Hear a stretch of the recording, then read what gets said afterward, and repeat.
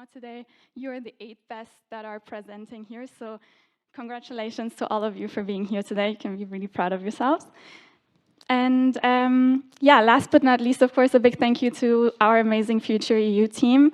Together with Florian and Nico and myself as the co-leads, we had the support of 9 amazing team members that made this competition possible. So a big thank you to Aneta, to Anne-Kathrin, Josie, Druvatara, to Konstantin, to Florin, to Matthäus, Marco, and Luca for your support. Thank you. Without you, it wouldn't have been possible.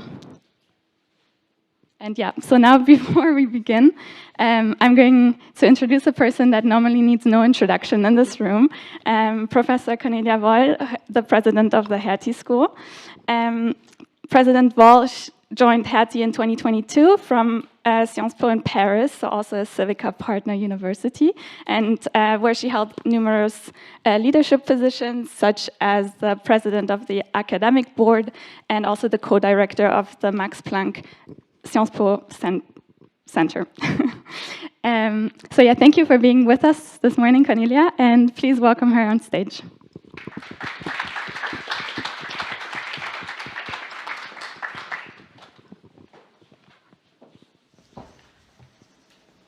Dear students, dear colleagues, dear guests and friends of the Hertie School, it's a true pleasure to welcome you here in the Henrik Enderlein Forum for the finals of the futurEU competition. I'm especially happy to see so many bright young minds from our CIVICA Alliance here in the room under one roof, united by a passion for a shared future in Europe. We have our 5th edition, and the futurEU competition has truly grown into a remarkable initiative. This year's theme, Now or Never, Enhancing EU Competitiveness, could not be more timely. Indeed, we speak of a European moment. In a rapidly shifting global landscape with pressing geopolitical challenges, the need to rethink and reinforce Europe's place in the world with strong competitiveness is urgent. It gives me great comfort that you, the leaders of tomorrow, are eager to respond to these challenges with energy, creativity, and care for our continent. One extraordinary testament to how deeply students care about shaping the direction of the European Union is the record-breaking number of registrations we've seen this year. More than 120 teams, comprising over 300 participants from universities across the CIVICA Alliance, joined the first round of the competition, where each team was asked to present their ideas in 3 tweets or threads. This was a clever way to distill complex ideas into concise but powerful messages. The 30 most promising teams were then invited to submit full-length policy briefs. These were carefully reviewed by a panel of EU experts, many of them Hertie professors and PhD students, to whom I would like to extend my warmest thanks. Today, we are joined by the 8 finalist teams, and I want to say already congratulations. Making it this far is a significant achievement in itself. You have stood out in an incredibly competitive field, and we're proud to welcome you here at the Hertie School. And it's also quite clear that you're already communication savvy in the short version and in the longer version, which really is half of the rent in politics. So for the winning team, there's an additional reward. Not only recognition and an actual award, but the publication of your policy brief by the Istituto Affari Internazionali, which has generously supported the competition. And I would also like to extend my heartfelt gratitude to Natalie Tocci, Leo Geretti, who's here, and the entire team for supporting this. That is what futurEU is really about, giving voice to the next generation of European thinkers. It is about bringing students directly to the policy-making conversation, not just as observers, but as contributors and as active citizens. The European Union can only strive if it listens to and includes the next generation of bright and motivated minds. futurEU is also about something that is a little less formal, but equally important. It's about connections.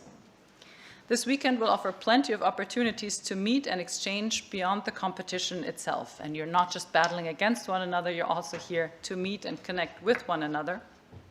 And we hope that these moments will spark conversations, collaborations, and even friendships across borders and universities. With participants here today from our CIVICA partners, Sciences Po, Bocconi, LSE, and IE, I'm confident that many of you will leave not just with new insights, but also with friends and memories that will last beyond this event and your graduation. As someone who has spent her academic career moving across countries and institutions, I know firsthand how powerful these relationships can be. European friendships is not just a decorative slogan we have a lot of times used in the post-World War II world, but it really builds on classroom experience over coffee. It is something that happens in late-night discussions, late-night arguments as well, and yes, at events like this one. It is rooted in empathy, in listening, and in learning from one another. And this is most likely one of the enduring strengths of the European project. So thank you all for being here, for bringing your energy and ideas, for showing us what the future of Europe can look like. And let me also add to the word of thanks that has already been mentioned, but there are many people that have made today's event possible, and I'd like to mention them again. And I'd like to begin by those that really drive everything, and that is the dedicated and highly capable group of students who truly care about elevating your voices and debates into the European Union's discussion. So let me thank the futurEU initiative and have them rise just one more time. You can already see them because they have the name tags, but please stand up so we can give you a round of applause.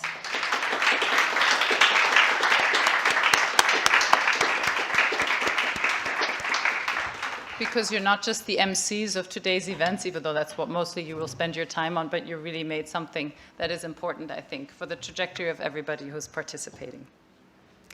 I would also like to thank the colleagues from the Jacques Delors Center. You're serving as judges. You've done a lot of the readings. You are what the Hertie School answers when people say, where does somebody think about the European Union? I'm so glad for the work that you're doing on all different fronts, and it's wonderful to have you participate here today.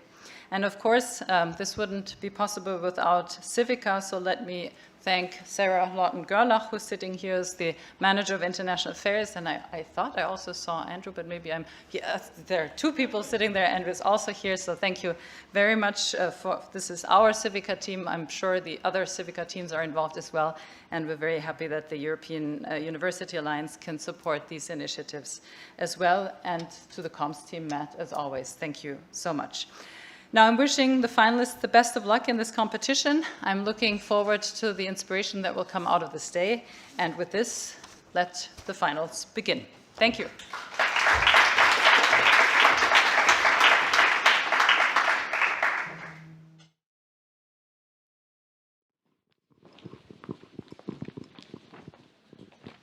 Thank you, Cornelia, for your very generous welcome words and for setting the tone for today's event. All right, let's move on to the rules, so we're all on the same page today. Each team will present their initial policy proposal in 8 minutes. Afterwards, the judges have time 12 minutes to ask questions to you. But of course, you're also always able, as the audience, as other participants, to also ask questions. Just be aware that the judges will be given preferences in their questions. One final thing, as to your time, you will be shown a yellow card by the time manager right here. If you have 2 minutes left and a red card when time's up, that means you should wrap it up as quickly as possible. Right, now we would like to give the judges the opportunity to quickly introduce themselves. Please go ahead.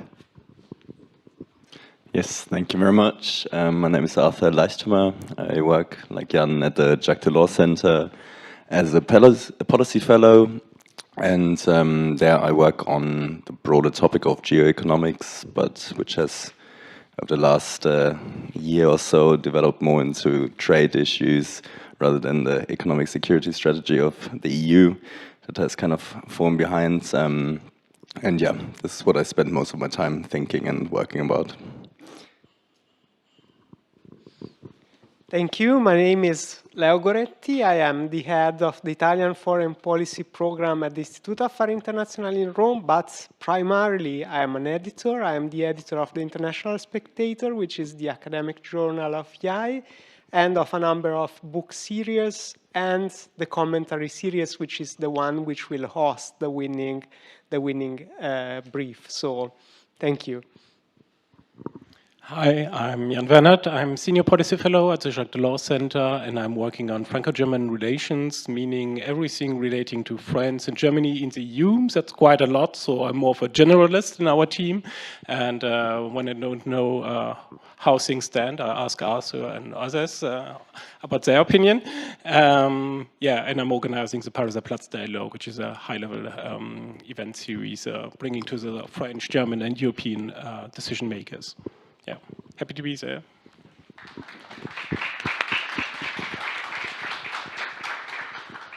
Okay, we have now the pleasure to listen to our first team. So I'm going to invite Mansi and Nuria to the stage from the Hertie School and from Sciences Po with their proposal on building a competitive single market for digital payment systems.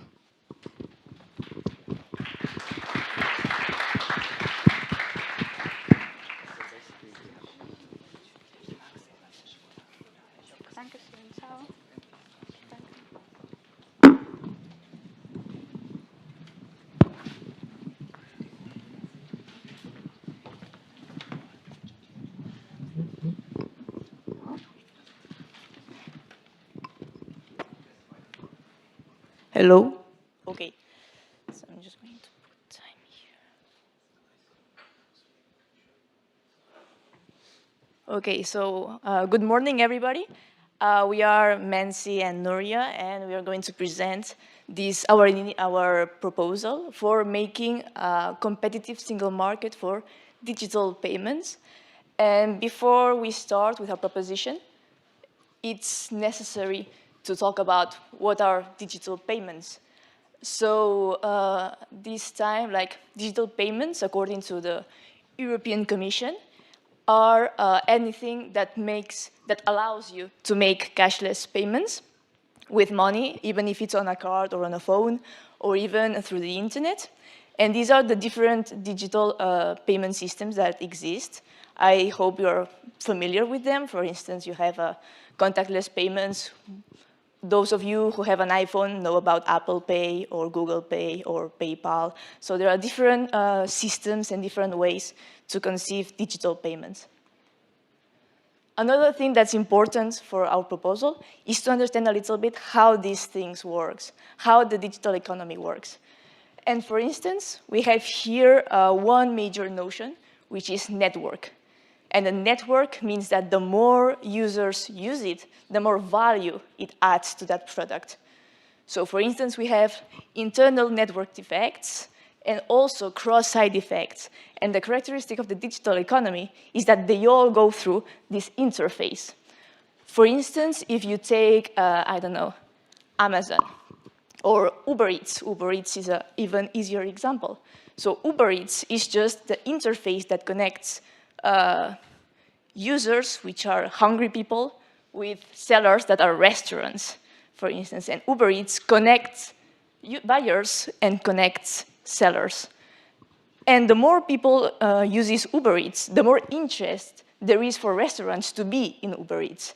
And it's the other way around. So this is important when we think about our problem, which is that our payment system is fragmented. And this leads to the dominance of foreign payment systems. For instance, there is this map that was conceived by a bunch of European banks that really translates this worry that you see that a lot of European countries have domestic systems which cannot be used at the European level, because at the European level, we have American payment systems that do that role, because they have huge networks. And then for that, it's difficult for domestic payment systems to get across the boundaries. So you can see there the quote from the instant payment from EU regulation: the efforts of the European payments industry have not proven sufficient to ensure high uptake of instant credit transfers in euro at a union level. And this is, of course, due in part to those network effects. So, of course, the European Union has been thinking about that recently. And we've seen this initiative of the digital euro, which is now being thought and conceived. And we are now at the phase of meeting partners right now, but still it's due to be launched in 2027. And we don't know if it's going to be on time or if it's going to be a little bit late due to the recent events that may divert attention a little bit. So we can see that the digital euro is an initiative that looks to complement cash and deposits, create synergies with payment industries, supporting digitalization in the European economy, ensuring access to central bank money, avoiding risks of unregulated payment solutions. And the last one is preempting uptake of foreign currencies. And we see that the European Commission put, well, the ECB put the image of the dollar, mainly referring to Visa and MasterCard. So we see here this insistence on the network effects. You can see the real worry is about unlocking a full-scale network effects, seeing that nowadays the ones that have these network effects are the American partners. We can see here, you've seen this, card payments welcome, and you see Visa and MasterCard, and also you see there Apple Pay, Google Pay, etc. And yesterday I was in the Paris airport, and it was really, really interesting to see that all the shops had this sign with payments welcome, and I looked at the solutions that they provided, and there was some things that I didn't actually know, because I think that they were referring to other European domestic solutions. Of course, there was Visa and MasterCard, and Apple Pay, and Google Pay, and PayPal, and those were the only ones that I knew. And this was really interesting. So if you happen to go to the airport tomorrow, just look at what payments do shops offer. But still, and how does the European Union want to overcome this difficulty? For instance, they said that they want to replicate some features of cash. And here it says, yeah, could. So it's a modal verb, it's not fixed. But in other texts by the European Commission, they say that cash, that the digital euro should in some ways be like retiring money from an ATM, retiring cash. And this is important because it's a replication. And it doesn't, why do we want a digital euro if we already have cash that makes the function of cash? This is why we propose these things. Firstly, to invest in research and development, to foster cooperation, and to create demand. This is important because look at that. It's not a coincidence that the companies that invest the most in R&D are the technological companies, because this is part of the digital economy dynamics. The hugest companies in technology are the ones that invest the most because they are aware of these network effects. Secondly, this is a difficulty because there is a multi-stakeholder,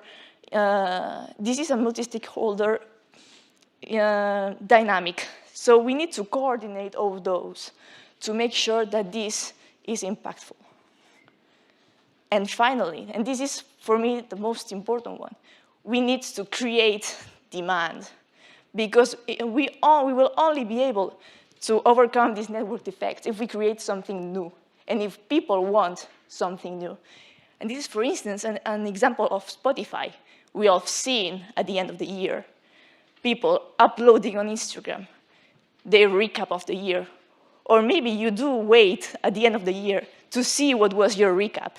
This is you demanding for your data. So how can we fund this policy? We selected here the many European initiatives that could fund, would help funding our initiatives. We have InvestEU, Single Market, Cohesion Fund, and Horizon Europe, which would be able to fund this policy. So thank you for your attention, and we are now open to questions.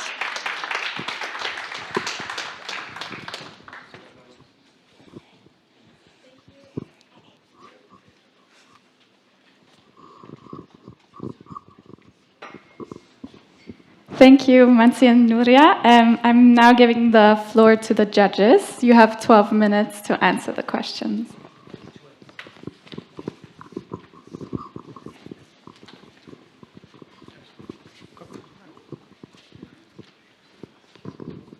Thank you very much for the presentation. I think you did a great job at outlining the issues with like the reliance on American payment providers and the ongoing debate on creating a digital euro. I just have a couple of questions to whether you could specify more concretely what the funding, especially we're in the middle of the 2020 to 2027 MFF, we're kind of cash strapped. I think some of the funding wouldn't work that you outlined because cohesion fund is allocated towards kind of like distributing funds from poorer regions or from poorer member states. I think this would be a very, very political hard sell to use that for digital euro, but rather where do you see the need for research and development? Is it better public-private cooperation, and is it with the ECB to create a better digital euro, or do we need something completely different? And just to outline the demands, like, do you need to sell the use that the digital currency is worth it? Because I remember from my time at the ECB, it was in Brussels, you had to convince people that it's actually a smart idea, and I think this is still not everyone understands what a digital currency really can bring to the table. So if you could just outline a bit your thoughts there, that would be great. Yeah, sure. Firstly, about the funding, of course, it depends on the framework. For instance, what I noticed is that this policy in the report on the digital euro is considered a part of the strategic autonomy of the EU. And as such, I looked at the plan to rearm Europe by Ursula von der Leyen, and she is willing to use the cohesion fund to also reinforce the market, the defense industry market. So in that sense, by using this concept of strategic autonomy, we can rely this policy to the one of making like euro autonomous. And to that point, the cohesion fund is really necessary. Also because in order to have a digital euro that's pan-European, we also need to provide 5G to regions that don't necessarily have 5G nowadays. And this is important to have a broadband and bandwidth as well. And for that, we need the cohesion fund to give access to these less developed regions to the digital euro. And also, when it comes to the second thing was about the digital euro. The digital euro in the papers is like a digital currency. And I think that one of the problems is really that people are not aware of the consequences of using Visa or MasterCard. And this is something that we really need to raise awareness about. When we use Visa, when we use MasterCard, the data flows back to the United States. And once it's in the United States, we don't actually know what happens to that data. But Europeans are concerned about privacy. We have the GDPR, and we don't know to what extent it is applied in the United States. And for that, we have, for instance, Max Schrems that took down the Safe Harbor Agreement on Privacy, or Act. I think it is an American law. And we saw to what extent it's dangerous, well, not dangerous, but it's problematic to send our data to the United States and get it collected and get it exploited by foreign actors that don't necessarily respect or share the same values as we do. And for that, it's really about making people aware of the consequences. And part of the digital euro is also about getting people to get this public access to euros, which is not the case. Like Visa and MasterCard, those are private companies, while the Commission has conceived this project to be really public. And through private-public partnerships, as well for the development of this currency mainly.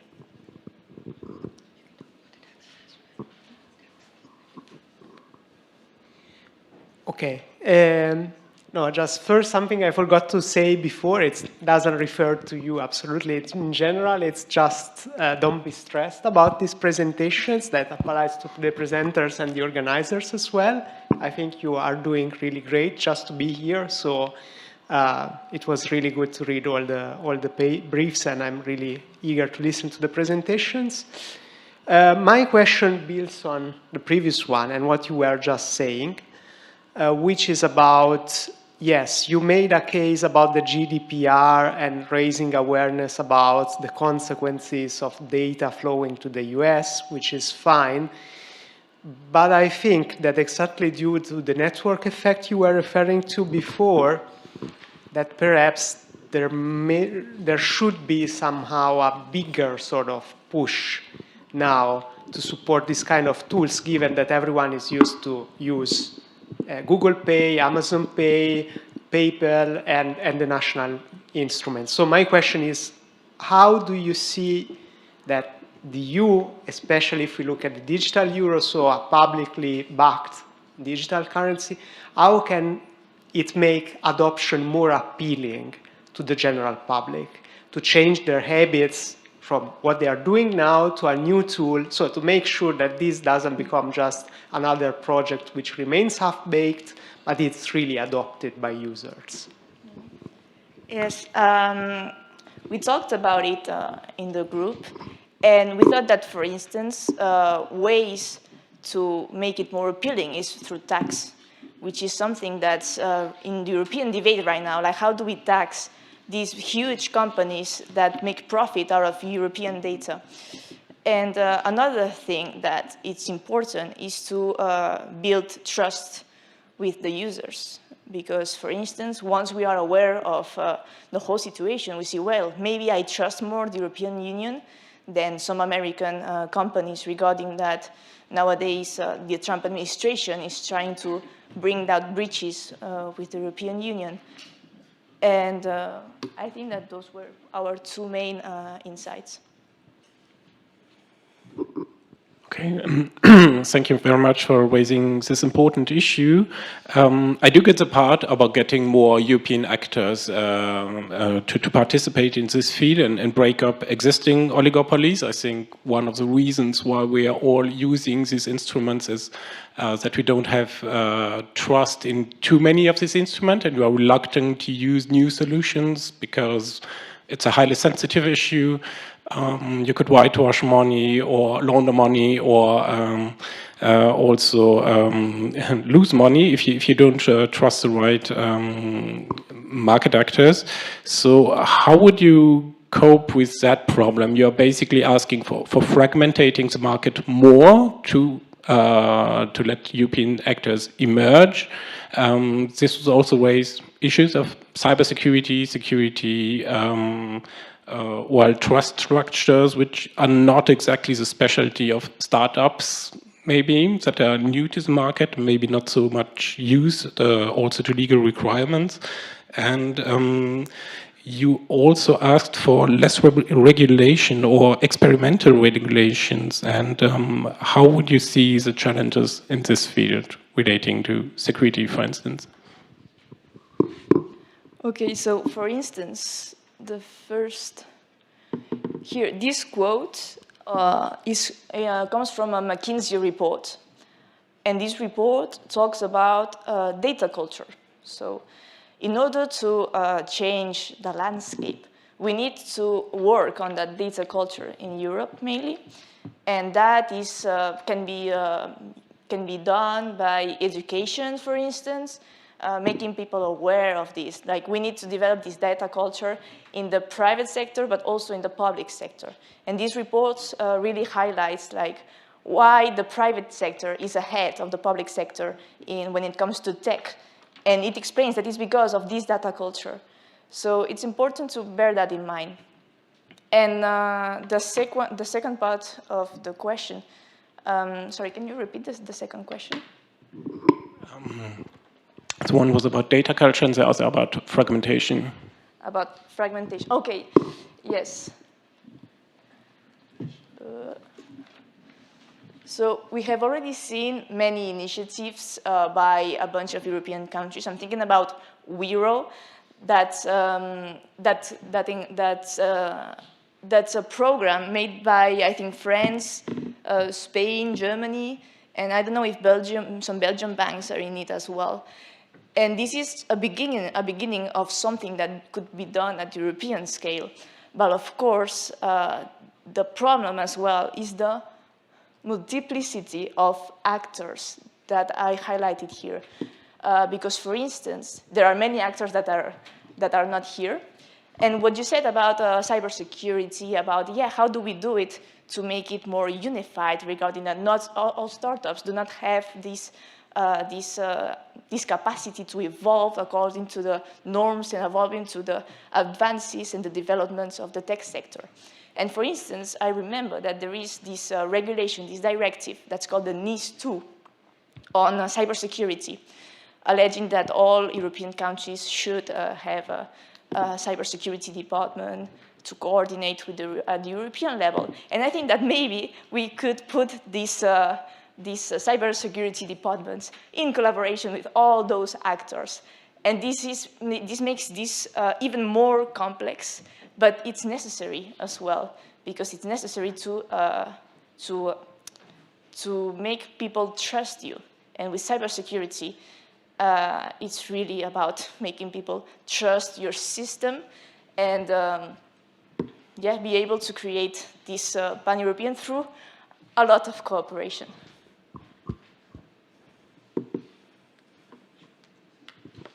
Okay. Are there any questions from the public?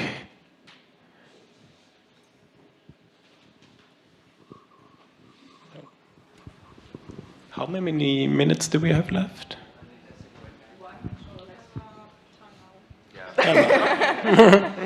Thank you very much. No questions?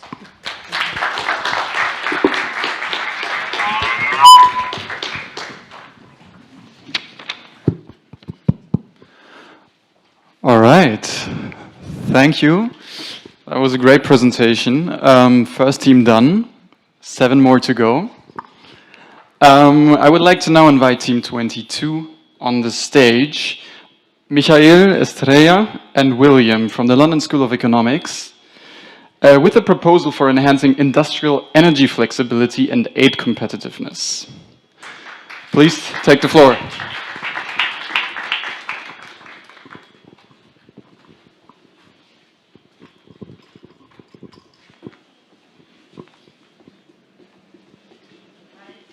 We're here to present how can the EU enhance industrial energy flexibility and aid competitiveness.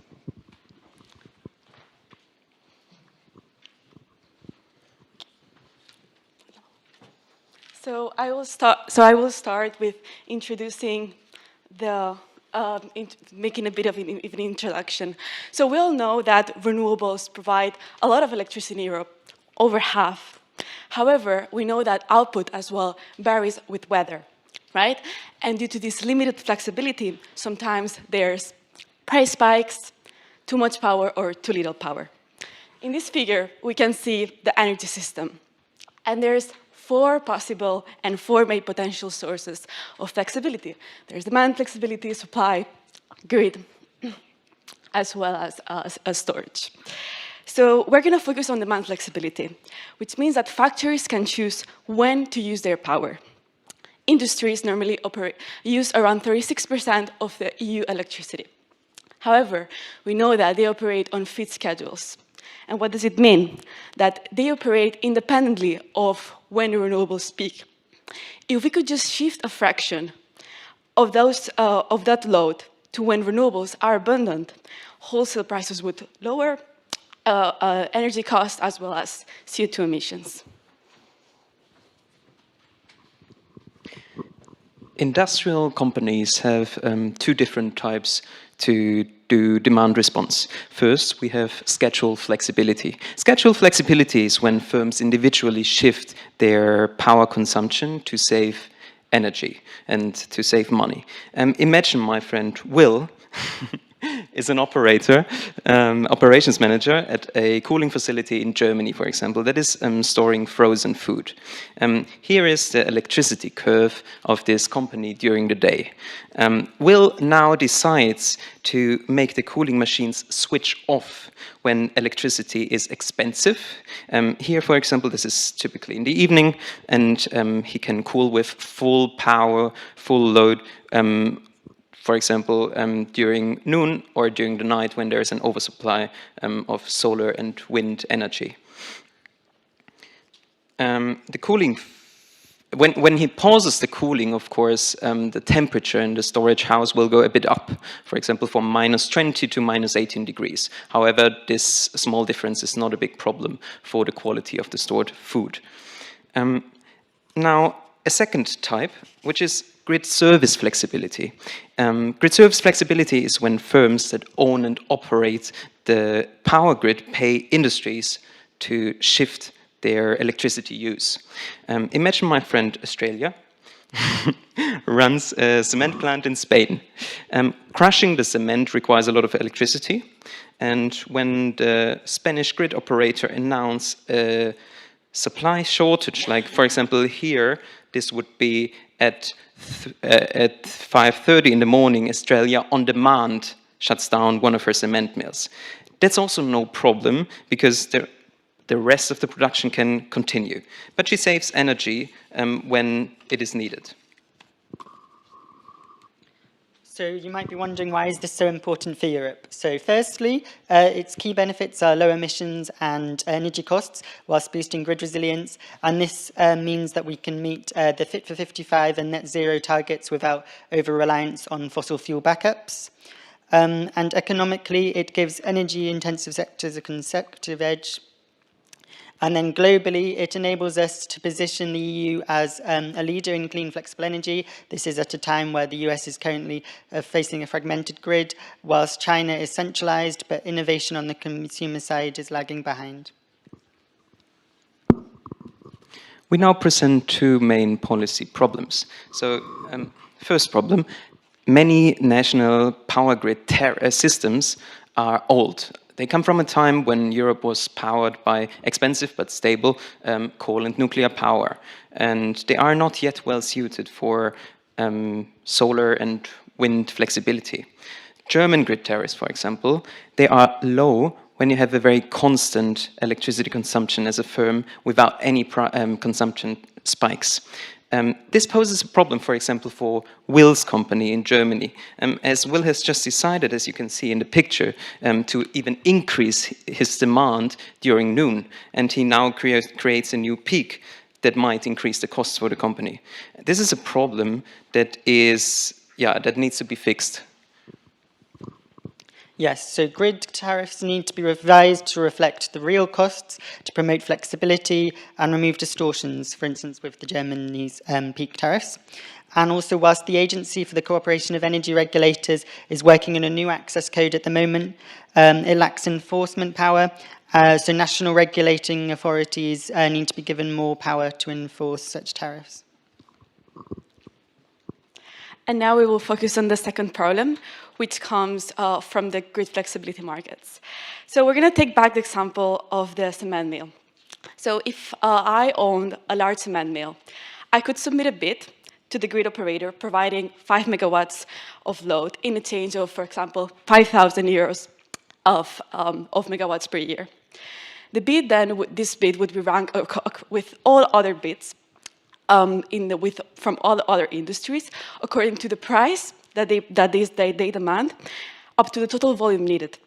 Whenever the grid operators require this flexibility, the industries will have to adjust the load, and they will be paid the price that they demanded and the megawatts offered. But on the other hand, if I was a small cement mill, I would be only able to provide 1 megawatt of load, then I would be left out of this bidding process, right? And this is what happens because the maximum is at 5 megawatts. And over half of the industries in Europe have less than 5 megawatts. Then they're left out of this bidding process. And then they are not part of this process of balancing the grid and making it greener. then we end up relying on more power plants and fossil fuels, then more expensive and pollutant. Then the policy proposal that we came up is that would be, of course, lowering these auction bids to 1 or 2 megawatts, letting smaller as well as medium enterprises to be able to join this flexible market, getting advantage from it, earning revenue, and making the grid greener. And on the other hand, allowing as well those smaller ones that have even less to be able to aggregate all those small loads into one large bid. And this would, of course, enhance the competitiveness of the EU energy system. So to conclude, there are 3 key actions that the EU should take. The first is to lower the minimum bid size to let more companies, especially the SMEs currently excluded, to participate. And second is to enable aggregators to combine smaller flexible loads from multiple firms into a single minimum bids, and this will boost total capacity. And then lastly, to promote more flexible market designs that include industrial demand response. And together these steps will help ensure the EU remains a leader in clean, flexible energy systems. Thank you.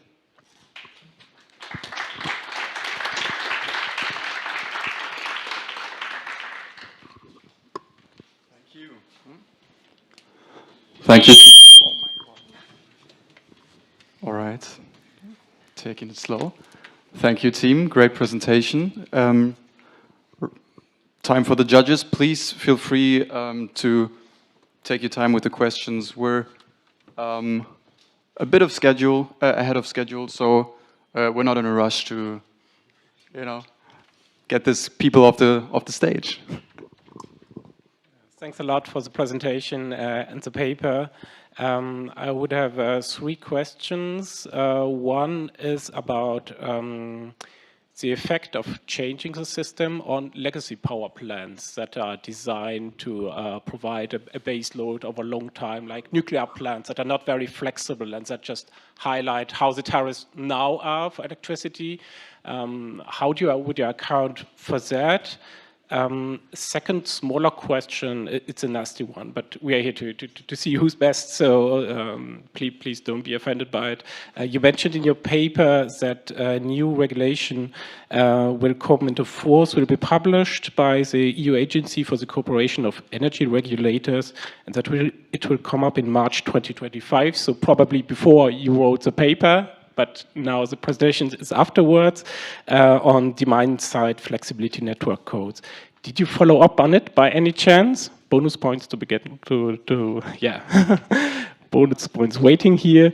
If you did, and also you mentioned the fact that for smaller participants to participate in bids, they would need a quite expensive measurement infrastructure equipment. Would you say the benefits outweigh the costs here? I would suppose this infrastructure is costly and maybe it's not worth it to make smaller participants participate, potentially. Thank you. Can you do the third? Wonderful. Yeah, I will start with the legacy power plants. So I would say we have an increasing amount of renewable energy that is coming into the grid. So the incentive for demand response is constantly growing. So when, for example, in countries like France, there is a lot of stable power supply on the grid, then the incentive is in general lower. So there's a difference between EU countries in the necessity for flexibility on the demand side. However, the more renewables we have, the more the necessity goes up. And in the best case, this is a trend that can go in both directions simultaneously. So you get less stable power plants. For example, in Germany, it's quite obvious where we are here now. They want to phase out the coal power production, and this is also driven by the increased price of the EU ETS, and more wind and solar on the grid. And meanwhile, you try to get industry involved into demand response programs. Yes, I would also say the opposite is then correct, that the more demand side program you have, the less attractive the energy system is for these companies, these nuclear and coal power plants that produce very stable electricity.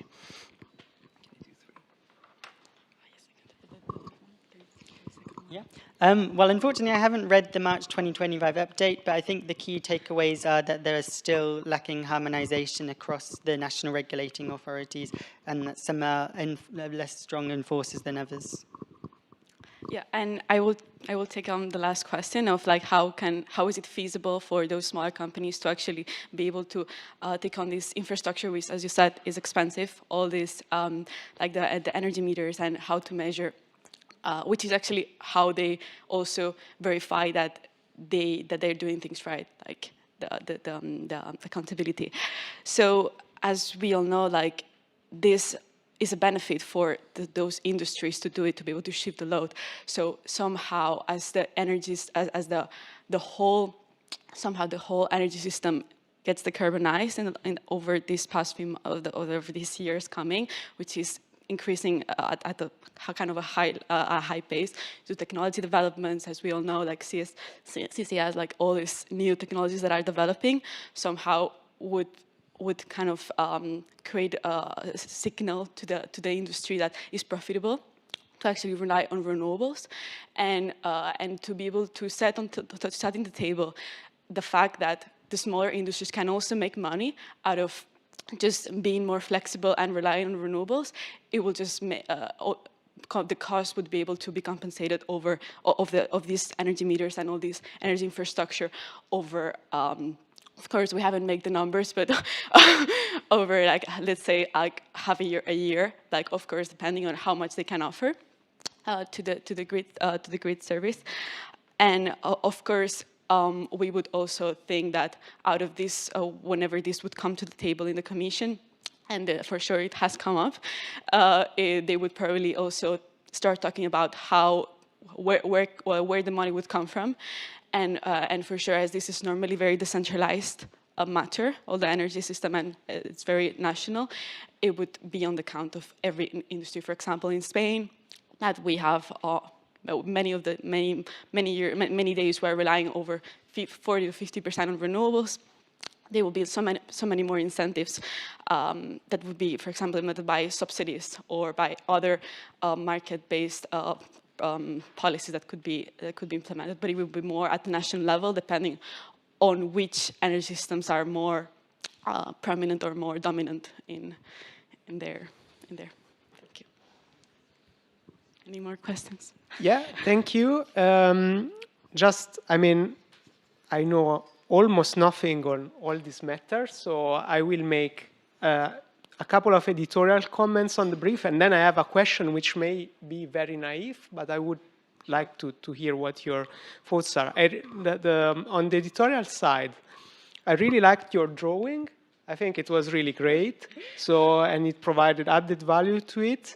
On the other side, it was a bit too bullet-y, in my view, the whole thing, so there could have been a bit more of a narrative underlying it. But the question is, and perhaps I have misunderstood it, but what I was puzzled about with respect to the mind side flexibility is, to what extent is it really realistic that companies are able actually to be flexible in their demand without a radical overhaul of industrial processes, organization of labor, and so on. So that was what somehow puzzled me, especially given that I suspect this kind of flexibility would also imply changes throughout the year due to seasonality and all this stuff. So it seems to me, and that is my question, that this would require quite a substantial overhaul of industrial processes and organization, which would be really costly, and due to legacy effects,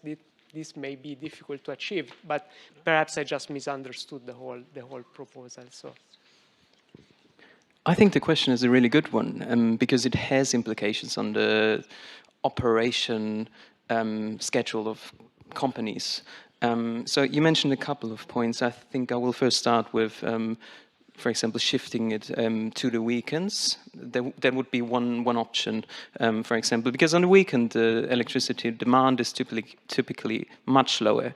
There is a couple of companies who can do so, but of course it also has implications on the labor.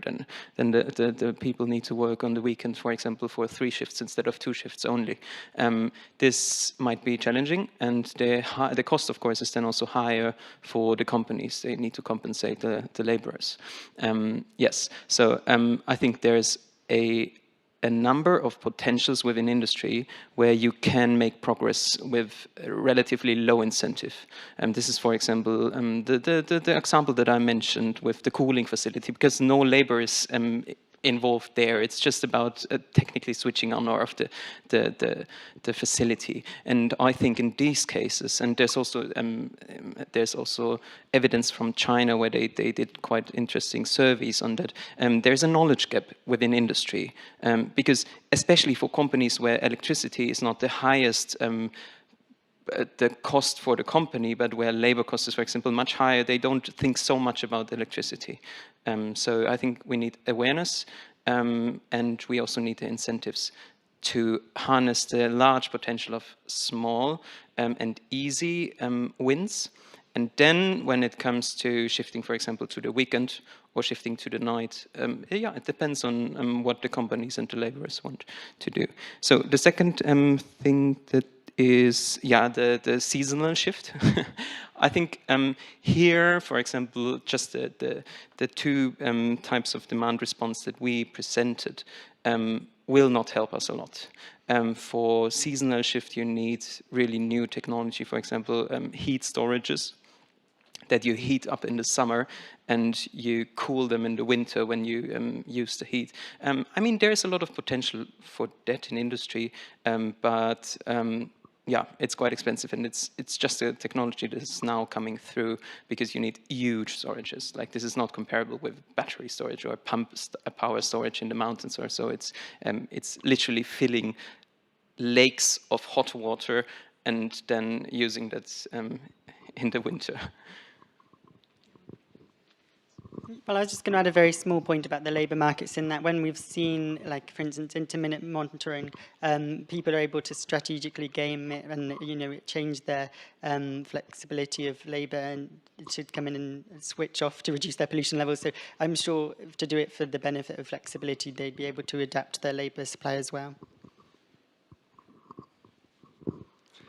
Yes, thank you for the presentation. I thought it was really great, and especially here in Germany, massively topical. And building onto that is, I don't know if you know, no requirement at all, but there was this report coming out on possible, like, differentiated tariff zones in Germany because it's so much cheaper in the north or than in the south, but most of the industry that uses so much electricity is in the south. But so there are many, like an electricity price maximum thresholds. There are many different ways on trying to reduce or increase the competitiveness of energy-heavy industry in Europe, which might get outpriced by cheaper Chinese industry. Your demand side, and you alluded to it briefly there, where does this fit in compared to increased battery storage, where you can perhaps ease varying demand levels between weekends, especially for industry that you can't regulate? Because I think it's a nice example with the cooling, and 20 and 18 degrees differs, but whether you have a smelter for glass or cement or whatever, you can't just, like, cool it down by 50 degrees. Otherwise, like, all of the produce is gone. So where do you see, if you had to pitch it to a policymaker, how important is your proposal? And this is not saying that it's just more like how urgent is it in the bigger scale? And compared to also perhaps what you think of other proposals.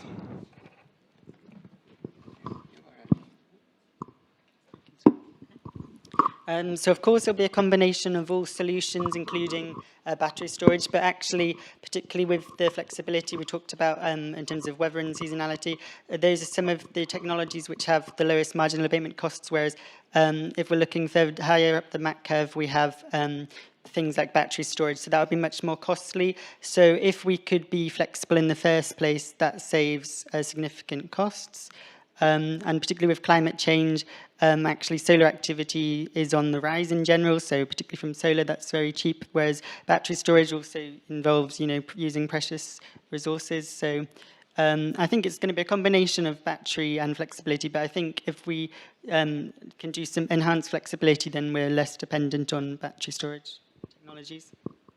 And of course, I would say that something that maybe hasn't really come up is that this would all trigger on lower prices on consumers as well, and this would overall enhance kind of the pricing system and the attractiveness of Europe as in the energy sector, in the sense that if energy prices are lower and we rely on renewables, it's just like Europe is becoming one of the main powers in the whole world in terms of leading in energy, renewable energy resources and having a green grid.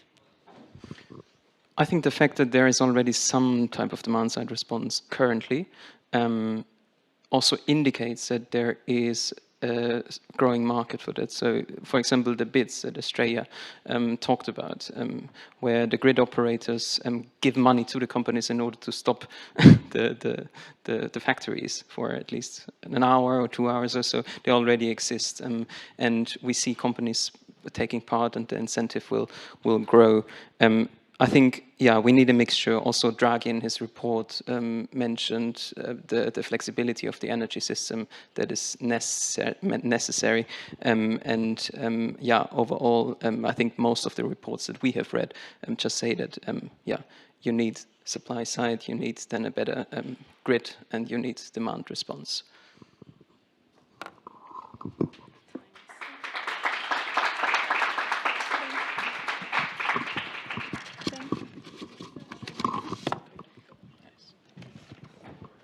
No? Yeah. Thank you, Team 22. Next up is Team 10. I'm inviting Italo, Leonardo, and Sakurako from Bocconi and Sciences Po to the stage.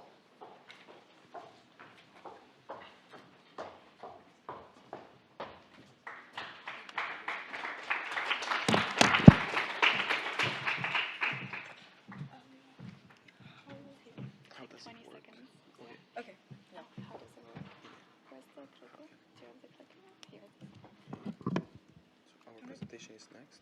Yeah, can you go next one? And then you just click and it should go. Okay. Yeah. Okay. Should I? Yeah. Okay. It's fine. Just, I don't know when I can go. Okay.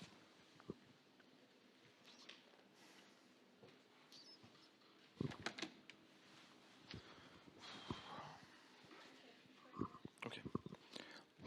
Okay, you can hear me. Okay, that's good. Hi everyone, this is Group 10, and we're here to present you our policy proposal on bridging research and markets, investing in university startup hubs. Let me start by giving you a bit of context.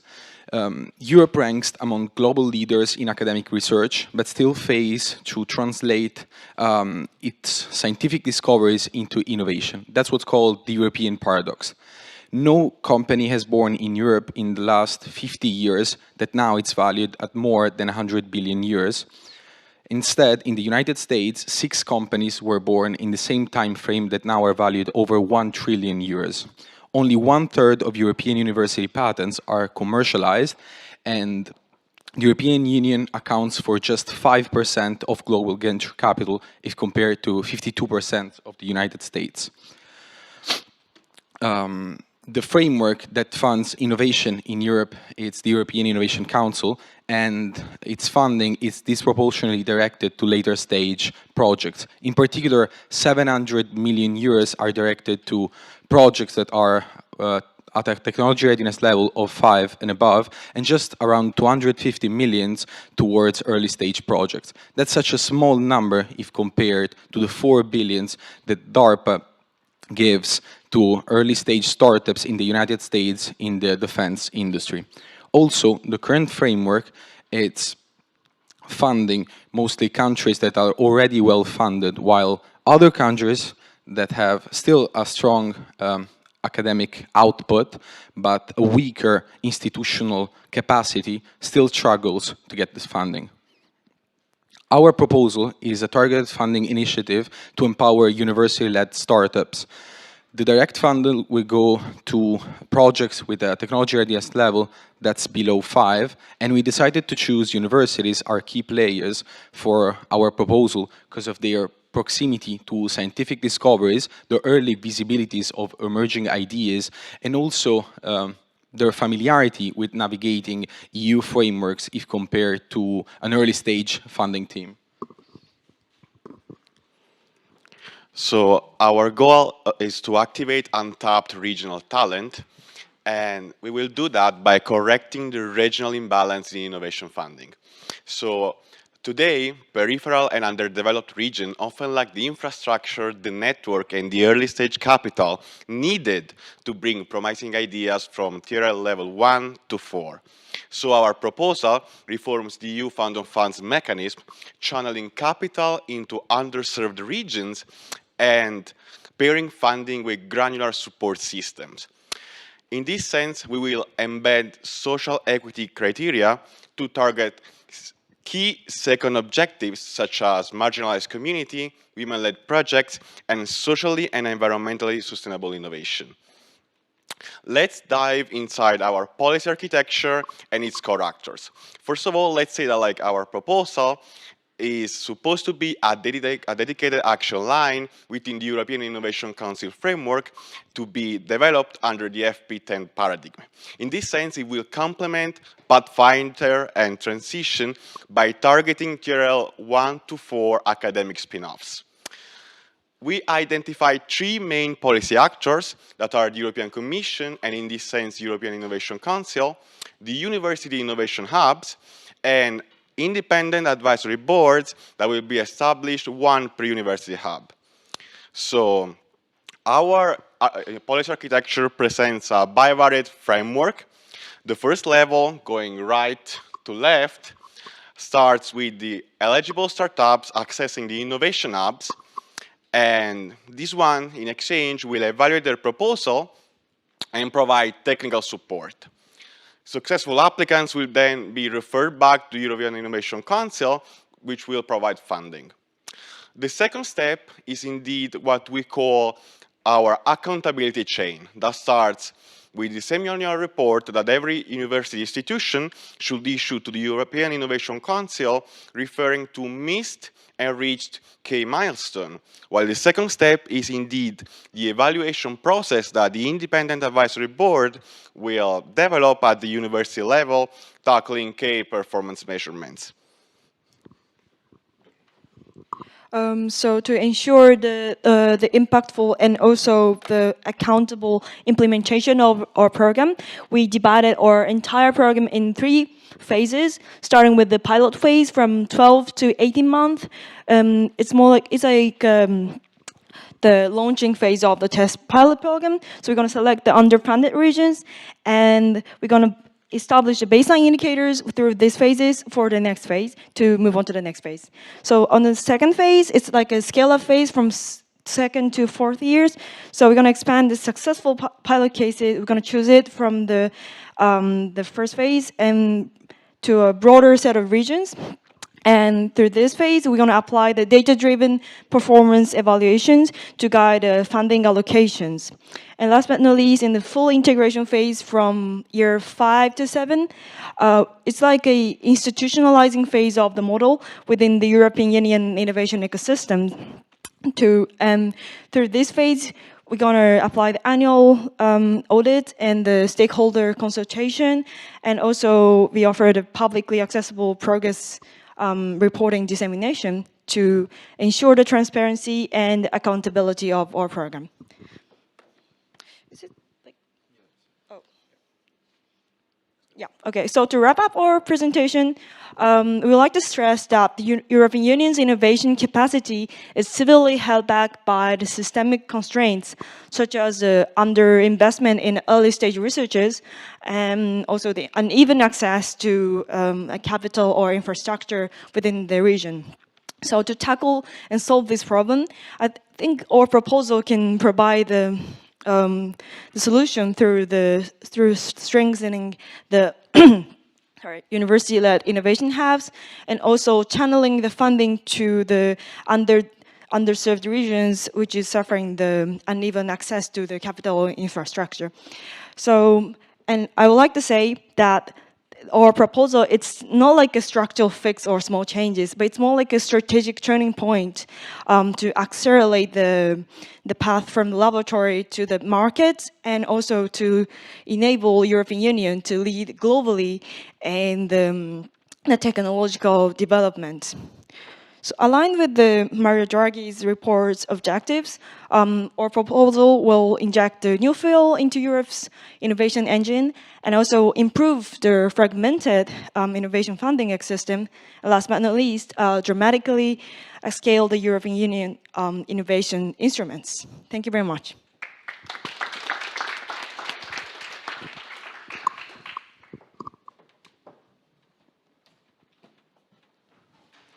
Yes.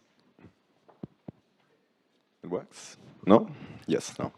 Many, many thanks for the presentation. I thought it was amazing. Maybe you can give me some tips on how to structure a PowerPoint like that.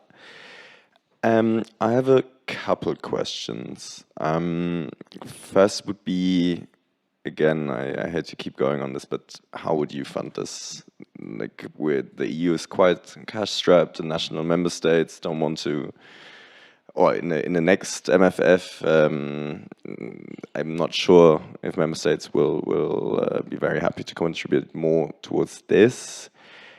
And in a more general question, it usually goes that actually the early stage startup funding on an EU level is actually quite decent. Whether you take like Horizon, Invest EU, or the EIC, that there's enough funding for early stage startups.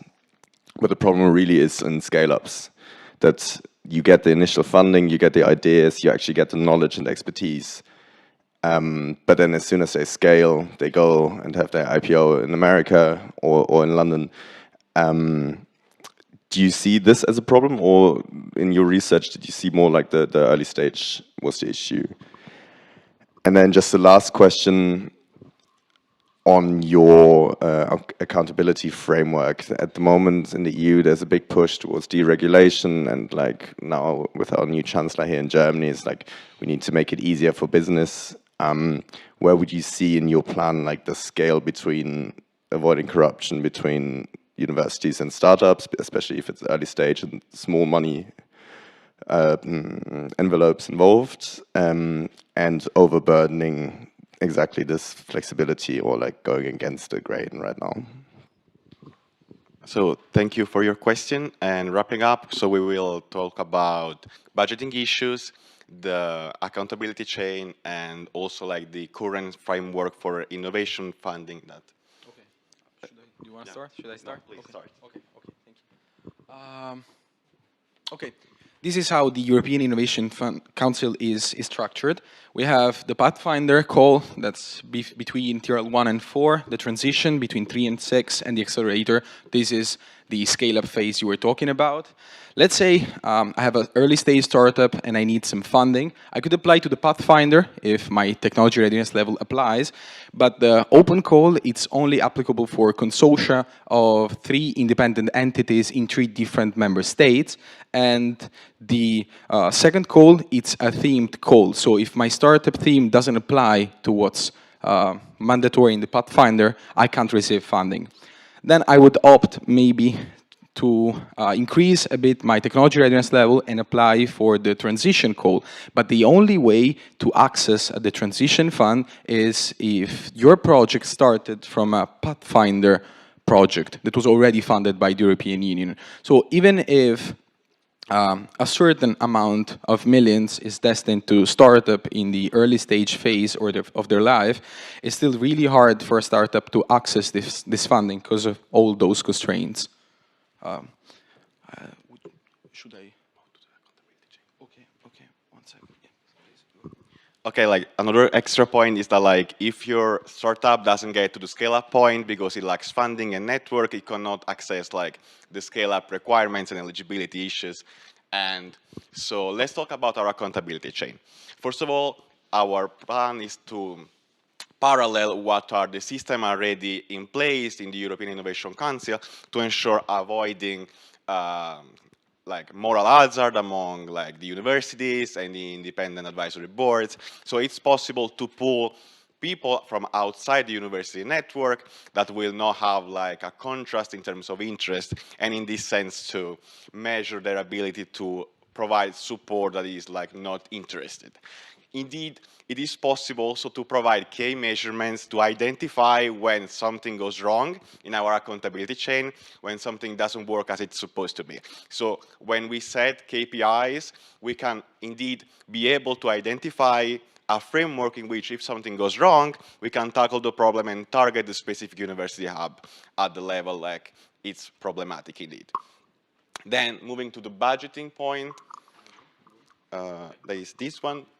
Our structure is a three-phased, as I already presented, and indeed, we should always take in mind that it's supposed to be a point inside the FP10 framework. In this sense, we already plan as EU to spend around 200 billion euros in this research and development program, and our fund will account only for 3.5% of this amount of investments. So it is indeed a very minoritarian amount of money compared like to the investment that will be anyway provided for higher level of TRL. I hope I answered all your questions. Yes, I'm impressed with the preparation as well. Just to double check, because the 200 billion refer to public and private money, right? But is your 7 billion just public money? Yeah. Okay. Like the idea is like it will be provided uniquely from the EU, a European Commission fiscal account, and in this sense, it's important to refer also like to the midterm FP9 report that is just being produced like a month ago after we submitted our proposal, and that indeed like couples our numbers in terms of money that are supposed to have like to be invested in this sense to have an efficient fund allocation for lower TRL levels. TRL. Thank you. Yeah, first, just again, an editorial comment. I really enjoyed this, just the figures. You have very good figures, so you can make them also a bit larger in the PDF so that they are more readable. But no, aside this, I really enjoyed it, and I wouldn't have any sort of comment or criticism on the proposal itself. But one, I think you bring into one of the issues that you address is also that of regional imbalances, and I think sure, like leveraging the university ecosystem may be a good way to reach out also to sort of worse off regions, but what I suspect, also based on my experience, is that universities in regions which are worse off would anyways have problems in accessing these funds, in going through the application process, because they don't have the offices, they don't have the capabilities, they don't have even the entrepreneurial spirit to kind of enter this kind of bids. So my question is, don't you see a risk that this actually ends up sort of concentrating, once again, resources in those kind of regions and top-notch universities that we have in the EU, rather than providing this sort of spillover effect that enables also worse-off region to catch up? Yeah, thank you. I'm sorry. Okay, I just, before directly answering the question, I wanted to just have a look at what it's called the Matthew effect. and we can simplify it by saying, to those who have more, more will be giving, and that's what's happening in the European Innovation Council. And as we can see, some countries such as France, Germany, where we are right now, and Netherlands are getting much more funding compared to Greece, Slovenia, and Hungary. And what we thought to implement in our budget is not just the project financing, that's what's directly going towards university. As you can see, we tried to estimate 1.5 million per project on average. But we also have something called program support, and this is going to help directly those regions who don't have the institutional capacity to handle all the funding. Exactly. And so what we think the European Union or the European Innovation Council should do is, first of all, start with institutional readiness assessment. So before calls or applications for startup, they should understand not only where they would like to invest, so in which underfunded regions they want to destine most of the funding, but also what are their capabilities, how much should we help them to make them achieve what we want them to achieve. And then a part of the budget, as we said before, it's going to go towards those universities, but not for single projects, but maybe to recreate their IP office or expand their lab so students can make more research or startups can make more research, and also building systems that help innovation and some spillover effect inside the university. Also, we thought of trying to organize some peer linkages such that those great universities, as you said before, that received most of the funding could be linked to those low capacity ones, and they could work together and make it happen. Thank you. Just to add up on that question, would you outright exclude better off regions or universities? You talked about linkages maybe, but that would also mean that probably better off universities would be considered first, as long as they have some kind of link to a worse off university in terms of funding capacities, administrative power, etc. Wouldn't you see the risk of just covering it up, the funds going to the better off universities? Can I? Do you wanna? No, because I don't know. It's fine. Please. Okay. Thank you so much. I'm sorry. I think it's. No, I'm coming. I should be here. I'm sorry. Oh yeah. We took also that into account, and we used the NUTS2 indicators to identify exactly how many regions we wanted to work with. There should be around 250 regions in the European Union using the NUTS2 level. And what we thought is to divide them by tier 1, tier 2, and tier 3. Different tiers actually are identify which regions are low capacity, mid capacity, or really high capacity regions. And how do we identify the low capacity regions one? We thought about using KPIs such as innovation scoreboard metrics or GDP per capita. We could adjust it for also Rise in Europe participation history of those regions or success stories of those regions in the European Innovation Council framework. And so by immediately stating, understanding how many regions do we have to work with, how many of them are low capacity region, and then giving them 40% of our budget will ensure that what we call tier 3 now is not going to get most of the budget as it happened in the previous years. But of course, that doesn't mean that it will that our policy wants to give free budgets to low capacity regions. It still compete on merit. We just identify the general area or the amount of regions that should get this 40%, but then single hubs inside those regions will apply for the single projects they want to apply for. So, yeah, thank you. Let me stress a point, that is that our program is indeed aligned with the Mario Draghi framework that refers to coupling both institutional development and economic development, and in this sense we really try to do our best to ensure that every single hub will be provided support and also access to funding. So thank you for your question. Do we have time for another question? Yeah. Okay, just one more about the rollout plan.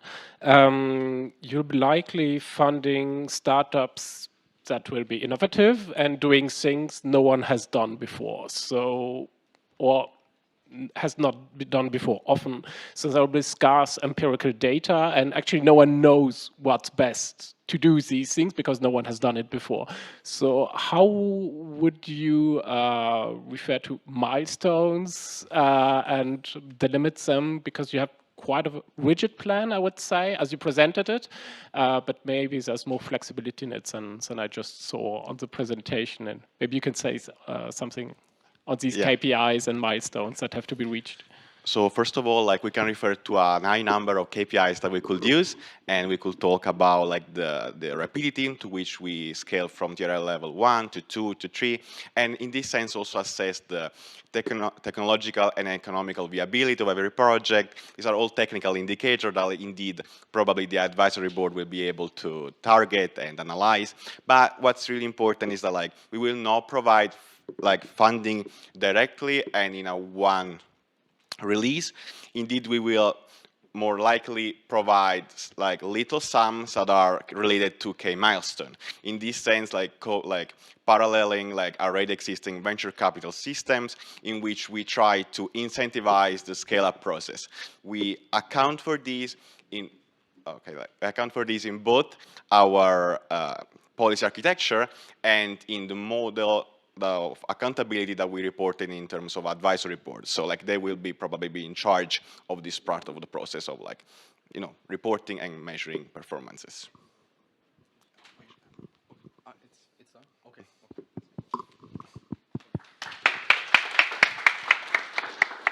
Thank you, Team 10. That was... Hello, hello? Yeah, all right, there we go. That's the mic. Thank you, Team 10. It was great to listen to your presentation. Let me just take this opportunity to very quickly reflect on what we've heard already, because I think it's really interesting that people have understood the terms competitiveness in such different ways. Because we've heard a proposal on energy systems, we've heard a proposal on digital payments, and now on R&D. So thank you all, and we're really excited to hear more about what the other teams have to show. So now, please, Team 40, come on up to the stage. Dominika, Victoria, and Angela from IE University with the proposal on a smarter regulatory framework to keep EU innovation at home.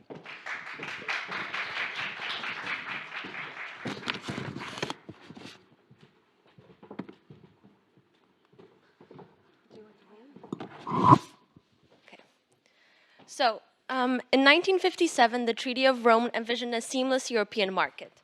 Today, a German clean energy innovator seeking to deploy wind technology across Europe faces 27 different regulatory systems, 180 days worth of redundant paperwork, and compliance costs 4 times higher than American competitors. This is not the single market that our founders have envisioned. So, RegHub Europe represents the comeback to our first principles, creating a unified market through digital innovation. By transforming regulatory complexity from a barrier into a strategic advantage, we want to reclaim Europe's position as the rulemaker and innovation leader. So my name's Dominika, and I'm here with my teammates Victoria and Angela. And this is a quick rundown of what we're going to be talking about today. The case for action. Why do we have to do something different? So Europe's current regulatory system is too complex and it's costing us. The fragmented rules across member states are creating delays, raising costs, and making it harder for companies to compete globally. While US and China are streamlining their regulations, we are falling behind. So as this chart shows here, we can see that the EU has consistently added new laws than it has removed or allowed to expire. And that contributes to growing regulatory burden and shows that simplification is losing its momentum. So both the Draghi report and the European Commission report have pointed to that fragmentation is a serious threat to our competitiveness, especially in high-tech sectors such as AI, semiconductors, and clean energy, where harmonized rules are especially important. But the real burden falls on smaller players. SMEs currently face compliance costs that are 4 times higher than large companies, and that adds up to 53 billion euros across the EU. And the SMEs currently pay over 1,600 euros per year just to keep up with the larger firms. So now I'm going to hand the floor over to my friend Victoria. Thank you, Dominika, for handing the floor over to me. Now I'm going to talk about our solution, the RegHub Europe solution. I'm going to talk about what is RegHub Europe and the key features that make it unique. So RegHub Europe is not about deregulation or lowering standards. It's about precision engineering of our regulatory processes through digital innovation. It's an AI-powered compliance platform that transforms how businesses navigate the EU regulatory landscape while maintaining our European values. It's a centralized platform that simplifies EU regulatory navigation by creating a single digital entry point to regulations across all member states. It also supports resource-constrained SMEs that currently face disproportionate compliance costs with targeted tools. And finally, it transforms compliance from an unpredictable burden into a structured and manageable process that businesses can integrate into their operations. Now, what you see here on the left-hand side are all the components of our solution. I'm going to explain them one by one in order to convey how they would work in practice. So first, we have the Regulation Radar. The Regulation Radar is a dynamic compliance dashboard. Now, what does this mean in practice? Let's consider a Berlin-based AI startup that is trying to develop a healthcare application with innovative technology. With the Regulation Radar, the company would receive instant alerts when new AI Act provisions are implemented differently across different member states. Aside from that, they would be able to track how the German AI regulations would compare to the French or with the Spanish implementations. And finally, they would be, in this way, able to plan for compliance in a proactive way instead of reacting to regulatory surprises. Next, we have the Compliance Compass. The Compliance Compass is an AI-powered compliance assistant. Now, what does this mean in practice? Let's consider a medium-sized manufacturer that is based in Bavaria. This manufacturer is expanding into renewable energy components. What happens when the company enters the Compliance Compass, you may ask? Well, the company would create a detailed profile and they would complete it with information on its industry, on its materials, and on the market that it is facing. The Compliance Compass would then generate a personalized compliance roadmap across all the relevant jurisdictions. And finally, when formulating a new product, the AI assistant would identify all applicable regulations before the production begins. Jumping into the point number three is the Expert Exchange. The Expert Exchange is a professional network and knowledge hub. The Expert Exchange facilitates critical connections between stakeholders to improve regulatory implementation. Now, let's think of a startup that is based in Spain. Let's say Castilla y León. The startup is developing innovative wind technology. So what would they do in the Expert Exchange? They would connect directly with specialized regulatory experts in the energy sector, and in this way, they would be accessing a marketplace for cost-effective compliance services, which would enable them to just hire the services they want on time instead of having to hire full-time staff. Aside from that, they would be able to participate in regulatory sandboxes to test their innovations with real-time guidance. Finally, we have the Green Permit Navigator, which would enable the fast tracking of processes for green energy permitting. So I'm going to explain this very briefly, but just imagine that there's a renewable energy developer that's trying to deploy wind technology across multiple countries. The Green Permit Navigator would map the complete permitting journey for cross-border projects. In this way, the project timelines would be reduced by about 30 to 50%, which would significantly accelerate renewable energy deployment. Thank you very much, Victoria. So now the question is it really feasible? So to implement Rehab Europe, we will focus on realistic, sustainable, and already available funding. We will leverage existing EU programs such as Digital Europe, Green Deal, and Horizon Europe. These funds can support the platform development, especially its AI tools and green permitting system. Secondly, we propose a public-private partnership. This will involve EU tech firms, law experts, and business associations. These partnerships can potentially reduce cost, foster innovation, and of course, ensure a strong private sector involvement. Thirdly, we suggest next generation EU for help for the implementation for SMEs.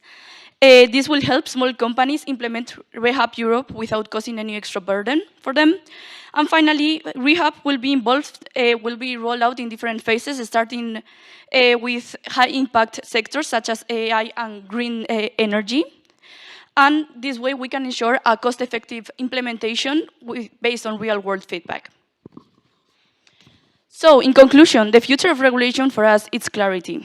Rehab Europe simplifies compliance not by removing rules, but by making them easier to follow. It lowers costs, reduces complexity, and helps companies stay and develop within the EU. This is especially vital for SMEs and green energy innovators. Our vision is that Europe is not only a rule maker, but also an innovation leader. And Rehab Europe makes this future possible. Thank you very much.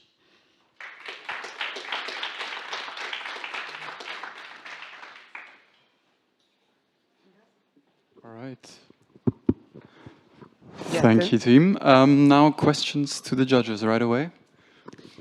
Thank you for the presentation. I have two questions. One is kind of a smaller one and a bigger one. The smaller one is you mentioned Next Generation EU, but that's going to expire basically next year. So are you talking about a new scheme along the lines of Next Generation EU, or how do you see that this could be integrated into it in terms of funding? And the larger question is, I think, in principle, in theory, this would be amazing, I guess, for any firm. But knowing the complexity of the regulatory environment of my own country, which is Italy, I see that this would be really kind of an enormous task to be able to come with a tool which provides clear answers. And that's the point. I mean, how do you think it would be possible to make sure that this tool provides clear answers, and would these answers have any kind of legal value then for the firms? Because otherwise you may end up with a tool which provides answers that then are questioned, I don't know, by the HRM offices or by the regulators in domestic countries, which would be, I think, a huge problem then, creating confusion rather than adding clarity. So this is my question. How do you make sure that the answers are really certain and that they have some kind of legal value also for the companies involved? I can do the first one. Okay, so I will try to answer your first question. It is true that Next Gen EU is going to, well, Next Gen EU you mentioned, right? Well, right now, since we are in the current year, we were thinking about current projects that are taking place now. But it is true that even if in 2 years we don't have Next Gen EU, probably there's a second Next Gen EU or some similar project, because there's always, well, the idea that this project tries to foster among the EU. Well, it's an idea that I'm sure the EU wants to continually spreading. So, of course, we not only rely in this project, we are also thinking about Horizon Europe, we are also thinking about Green Deal, so, and of course the private partnerships, the private companies that would be really interested in this kind of project.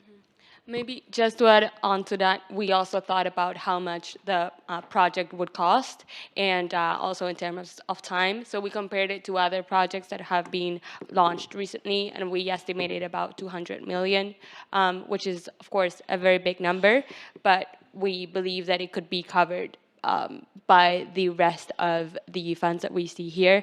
At the same time, we know that Next Gen EU is also supporting national level reforms. And because this would be a tool that the final sort of objective would be to use it in the entire EU, then we weren't relying on Next-Gen EU as the main sort of support tool anyway. It was just yet another funding mechanism that we were, thinking of considering as well. But I just want to say, like, it's not that it was critical for the development of the project, also taking into account how much we were estimating it to cost. Okay. As for the second question, of course, the critical point is the actual commitment from the member states and the regulators. And we were also thinking about the existing EU tools that are sort of similar to ours. For example, Solve It, and it resolves disputes and questions that businesses might have. So that's sort of an addition, like our idea would be sort of in addition to this. And we are planning for it to be more proactive than reactive. So that would be for companies that want to explore what the regulations are and see. And we are also, of course, the key component is the two-way communication between businesses and the regulations. So, yes. Thank you. One question relating especially to the regulation radar and the expert exchange you've proposed. That sounds quite a bit to me like what business associations offer, or specialized newspaper for technology branches or whatever that provides this kind of information. What would be the added value of your proposal compared to these existing solutions for businesses? Okay. So it is true that it's a valid concern that this type of challenges are also being overcome by business organizations on their own. But the key aspect of our tool is that it would be also devoted to SMEs that maybe do not have access to all of these kinds of associations or do not have access to the expertise of the bigger corporations. So, for example, in the expert exchange, they would have, critical access to all of these networking tools, let's say, that they wouldn't really be open to them if this didn't exist. And in terms of the regulation radar, we were also thinking about SMEs again, and how much of a hurdle there is for them in terms of, for example, auditing or compliance. So the idea of this tool is to streamline all of those hurdles for bigger companies, but particularly for smaller companies. Yeah. Thank you very much. I'm just going to pick up on some of Leo's points as well. I don't think you need Next Generation EU for this, because also 200 million is not that significant compared to other plans that we're going to see today, or it's still more manageable. But I think this leads to a different question, because Next Gen EU is more focused on national recovery plans, or like transformation plans, if you will. Whether it could make more sense to actually, as Leo was saying, Italian regulators will know Italian compliance mechanisms better than Brussels, to split it between a national level and a European level, because obviously the EU regulations some are not nationally transcribed, but like a lot of the regulation and burden is still national. Whether it makes sense to split it there. And then the second question I had was, how would you decide who develops this? You're talking about some partnerships, but realistically, is it possible that American AI firms, which probably will be superior, would develop this, or is this also a push to go for a European alternative, but perhaps not with the technology that US firms can offer? Okay, so I'm going to jump into the second question, and then we can discuss the first question. We believe that, we're here to enhance EU competitiveness. So ideally, it wouldn't really make sense for American AI companies to take on the challenge. We would actually strive to let's say, have this made at home. So that in terms of who would develop this, and I think that also ties to the first question. Yes, it is true that there are a lot of national laws that are better read by the people that design them at home. So in that sense, we were also striving to have sort of an expert group that would be composed of experts working at the EU level, but also experts working in all of the member states at a national level. And I guess the key word here is inclusiveness and cohesion. So 2 keywords, not just one. But in that sense, inclusiveness in terms of having all member states on board, both at the national level and also at the EU level, and cohesion because of the same reason, because we need all of the member states to put in their time, to put in their knowledge and their effort in order to make this, a tool that can be used in every single one of the member states for cross-border projects, for home projects, yeah. Yeah, and also adding on to the first question, we sort of had a similar debate during one of the workshops with futurEU, in which we talked about central supervision of banks, of the anti-money laundering authority, and also the presenter was talking about a central supervision authority of the capital markets. And so we were sort of discussing whether the supervision authorities at the national levels would be more manageable and better to have, but he explained that it was all to a certain degree, and we do need supervision and like streamlining at an EU level. So we sort of tried to follow the same line of thought, and yes, that would go as well.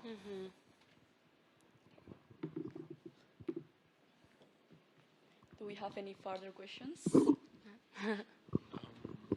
I don't. Does the public have? We are still a bit early. Okay.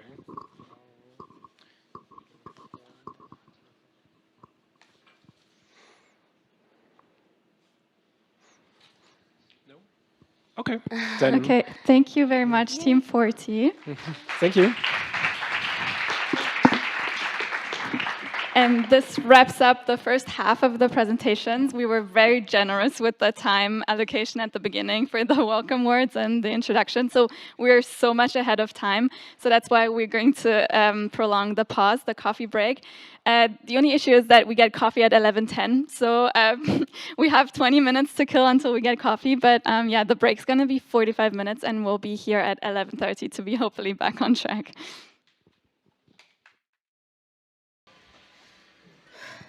Okay, welcome back, everyone. On the stage now is Team 86, Leon and Miriam from the Hertie School, and they will present their proposal on building an AI-powered digital spine. Stage is yours.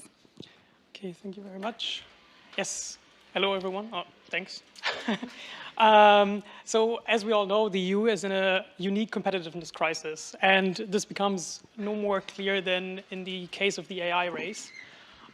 With the recent pivot of the US away from renewables, there's a unique window of opportunity for the European Union to actually exploit this and be a leader in AI in the field of renewable energy. To this end, because as our colleague, this is on, right? Okay. As our colleagues already explained, there's a unique need now to have more flexibility in the energy system to meet supply and demand. And our proposal focuses on the underpinning necessities that we need to actually create an environment where the EU can actually develop unique AI applications in this niche. Yeah, you can go one more. Yes. Currently, we're facing a crisis already. And this is basically marked by 3 important things, which is the aging power grid Actually, over 40% of the EU infrastructure, grid-wise, is older than 40 years, which is already leading to a lot of complications. For instance, we're also currently not really able to meet supply and demand in the most efficient way, which leads to a lot of redispatching, which, as you can see, leads to up, and this is a conservative estimate, 4 billion euros wasted yearly. And the last issue, which is also very important, is that we can actually not, while we have built a lot of renewables, we can actually not integrate them properly, which needs to a lot of curtailment. So we kind of say renewable producers stop producing because we cannot handle the load in the grid.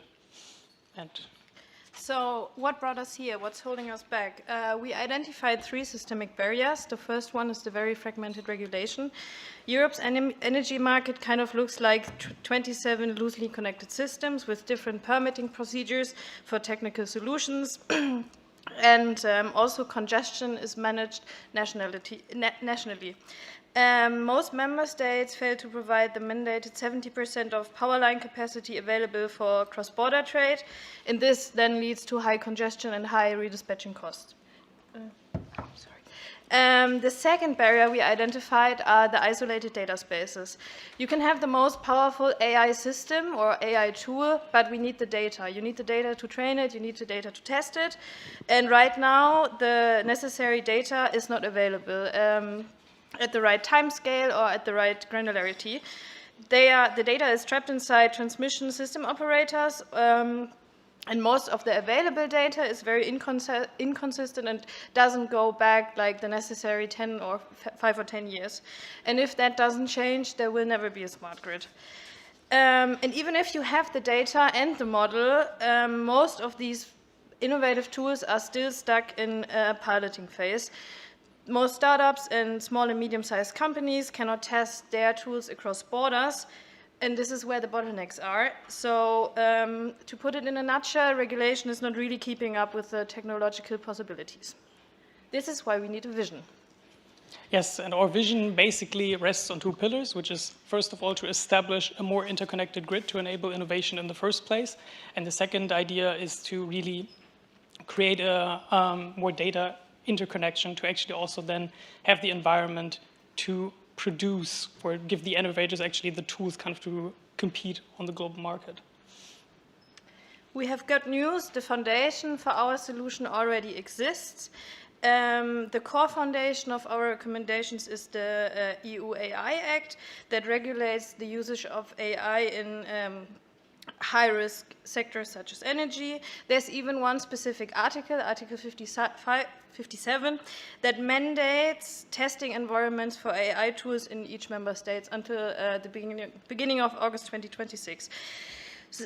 These testing spaces are the so-called AI sandboxes, and it allows vendors to test their tools in supervised environments with relaxed regulations. And these sandboxes are also thought to be a dialogue space for developers and regulators. The second pillar for our solution is the Digitalization Action Plan for Energy. That's Europe's roadmap to integrate AI and big data. The goal of the action plan is a smart, single, and connected European market. And lastly, talking about data already, the EU has the common European data spaces. I already mentioned AI tools need data, and the CEDS are the foundations or the foundational infrastructure for that. And the most important goal is data interoperability, so that AI vendors can give their data to each other and also test their tools on it, and also secure access. Yes, and coming to our first policy solution is basically the need to increase common transmission infrastructure, which will need a lot of investment. Currently, there is a facility that already puts money towards common infrastructure investment, but this is estimated at around, I think, till 2027, 6 billion, while the ACER basically estimates that there is a need of 30 billion a year. So you can see already there's quite a gap, which is why we're proposing to have a common infrastructure investment fund that will actually be, for the next fiscal period, but it will be similar to what the Next Generation EU kind of proposed. And we will also, to keep the costs at bay, prioritize the grid investment, as you can see on the map here. There is actually already data on where interconnection is mostly needed. And we'll also, which is another critical bottleneck, is the streamlining of permitting processes, which is the reduction of administrative barriers, and also very importantly to enhance and really start early with public consultations to facilitate the actual building. And there are nice already implemented policies like that in Germany and the UK. And coming to our second policy solution, so we already heard there's a legal mandate for these sandboxes, and there are already pilots in France, Germany, Spain and Greece, not in Germany. But the problem of cross-border cooperation is not solved. They are not coordinated, these sandbox experiments, and not every member state has a pilot already. So first of all, we need to incentivize AI vendors and also make sure that cross-border application is happening, and also cross-border cooperation. And this is why we thought of a EU sandbox framework. Our framework will create standardized guidelines, so all these startups know who can actually participate, and they would have legal certainty. That would incentivize them to participate. Our framework would enable cross-border testing, so that one tool that is developed in one member state is tested in another one, because the biggest hurdle in machine learning or deep learning tools is testing one solution at a different environment. And we would also ensure that there are regulatory feedback loops, that these AI sandboxes are not just a testing environment for vendors, but also that policymakers can learn from them. To wrap it up, our vision is to make Europe not just a regulator for innovation, but also a home now or never.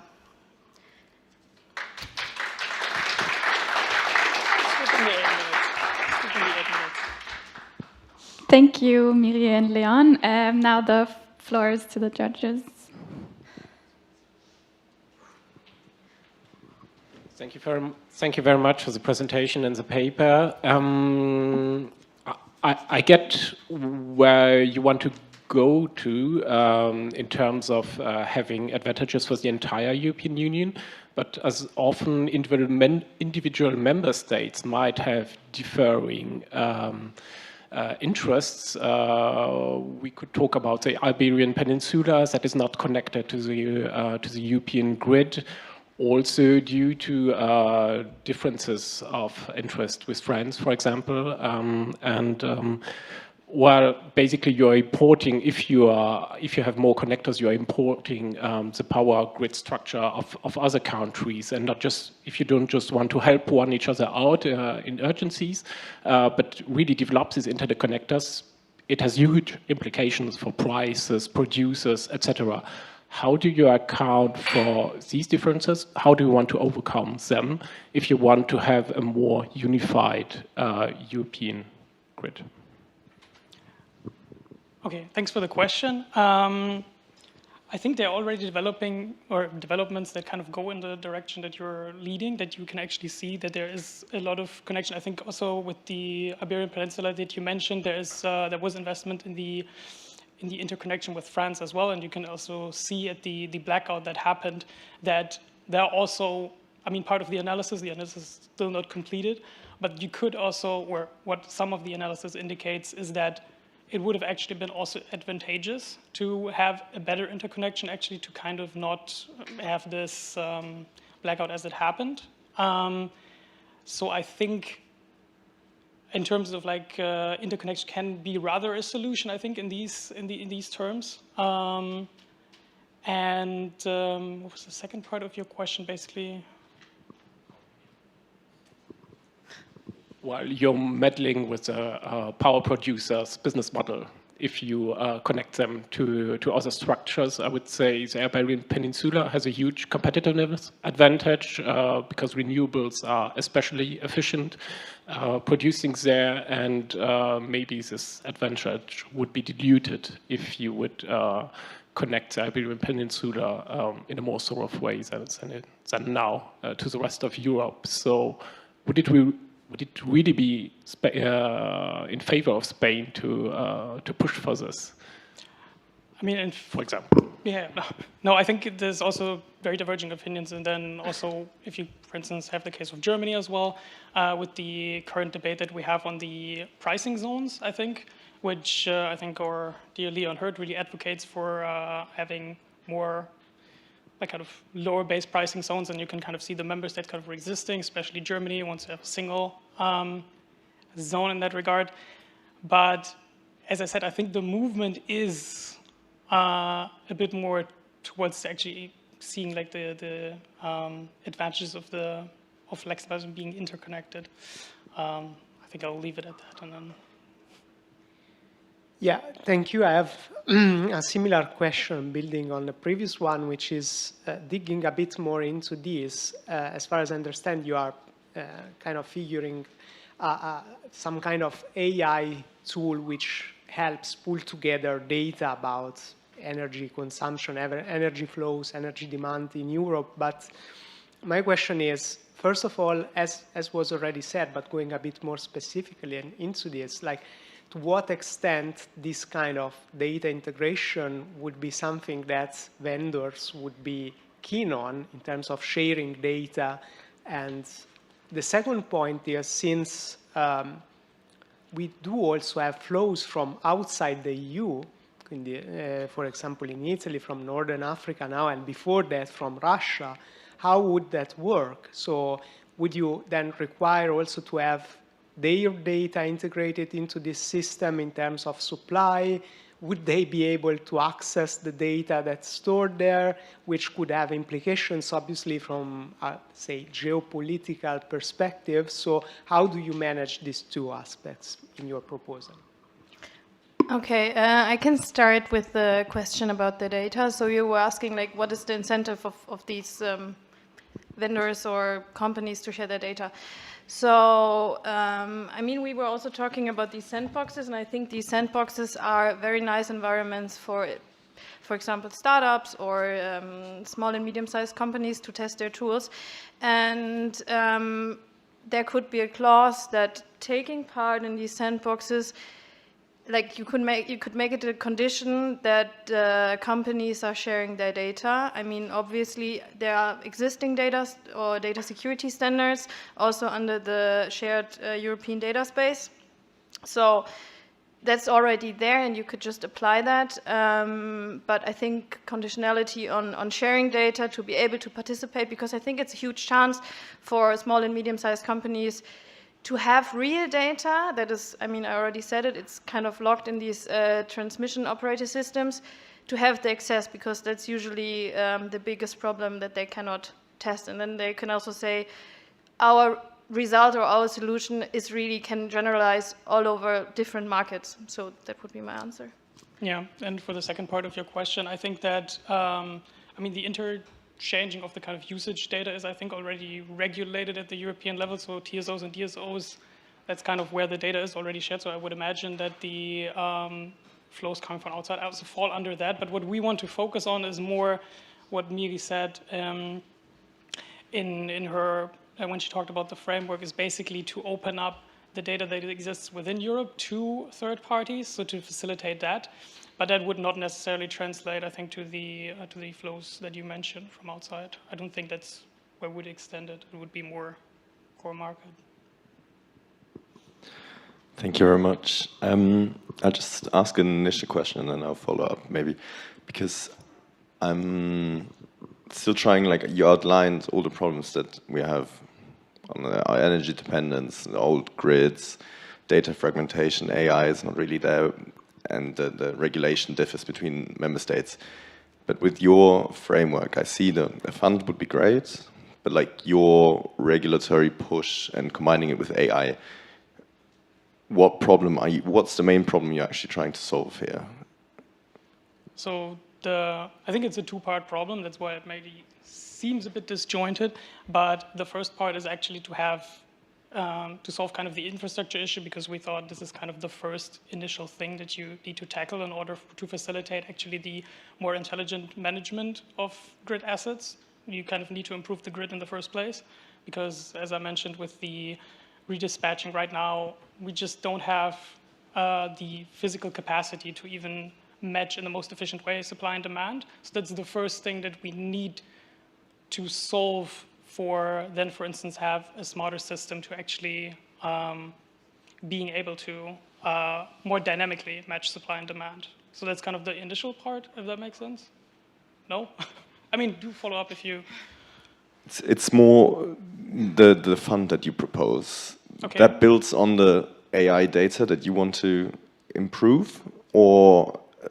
The fund itself, I mean, that is also part of how we finance the grid infrastructure investment, right? Yeah, exactly. Yeah, and then your question is more towards what will be funded in terms of the AI of it all, or? I'm more in the sandbox regulatory issue that you're trying to test. Then, like, I still don't 100% see the connection to the problems, but I think the first part made sense. So I think what we thought is like why we have it also, like why we combine these two things is that at first you need to work on our infrastructure, but then there are also tools like predictive maintenance, right? And in order to not have these infrastructure problems that are solved by this solution in the beginning, you can have AI tools, for example, for predictive maintenance, that you don't need another thing like this in maybe 20 years. So it's like, I think it's working hand in hand, at least what we thought. And the idea, which also, my mistake, skipped for time reasons, is the last part actually on the integration of AI-driven solutions is also that will also be covered by the fund. As Miguel mentioned, I think the twinEU project, where you have basically a digital copy of the grid that actually quite enhances already the possibilities that you have in matching demand and supply without even, I mean, you still need infrastructure investment, of course, but that kind of alleviates a bit of the pain that you already have. So that would also be a new addition that would fall under this kind of funding, which I think it currently does not. Yeah. That's much clearer. I just got confused about the sequencing. Yeah, no, fair enough. So. Are there more questions?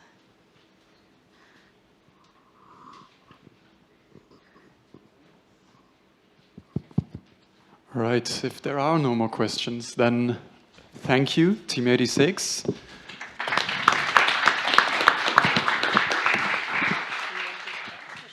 You can leave it there. Thank you. Now, always very interesting to hear about how AI is not only a challenge, but also an opportunity. So thank you for that, for these insights that you have. We will now be having Team 53 on stage. So I would like to invite Sarah and Chloe from IE and LSE to present their ideas on a European Union startup investment scheme.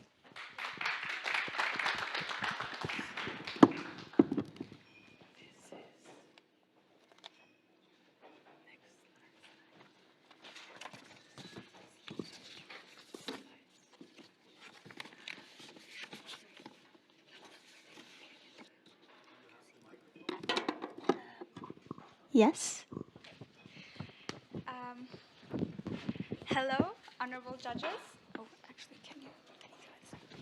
Honorable judges, distinguished organizers, and fellow colleagues. We are Sarah and Chloe, and we're here to present today our proposal, which is the EU SIS, A Path to Scale and Innovation. We seek to unify Europe's startup market so that talent in Europe will remain in Europe. One of the major challenges to competitiveness in Europe is innovation, which can be summarized in 3 key issues: venture capital gaps in Europe's ecosystem, cross-border legal obstacles, and innovation drain. Unless these issues are addressed simultaneously, Europe will continue to lag behind in performance. So now the headlines behind me, you've probably seen them. This is not an old story, but these are recent headlines. We produce top-notch research in AI, biotech, green tech, and our scientists often lead in early breakthroughs. But we struggle to convert these into actual businesses. So from Klarna to Spotify to Bird, UiPath, Hugging Face, these are familiar names. Sorry, these are familiar names, and the message is clear. Europe's innovators are leaving overseas to be where the capital is. Now, unfortunately, out of all VC capital in the world, less than 5% is actually going to Europe, with over 50% going to the US, and then about almost 50% going to China. So that's a staggering gap, and the results are visible. The US counts roughly 5 times as many unicorns as the EU. The map on the left visualizes those capital clusters in North America and East Asia. And on the right, each orange country marks more than 10 unicorns. And as we can see, Europe has few comparable concentrations. But financing...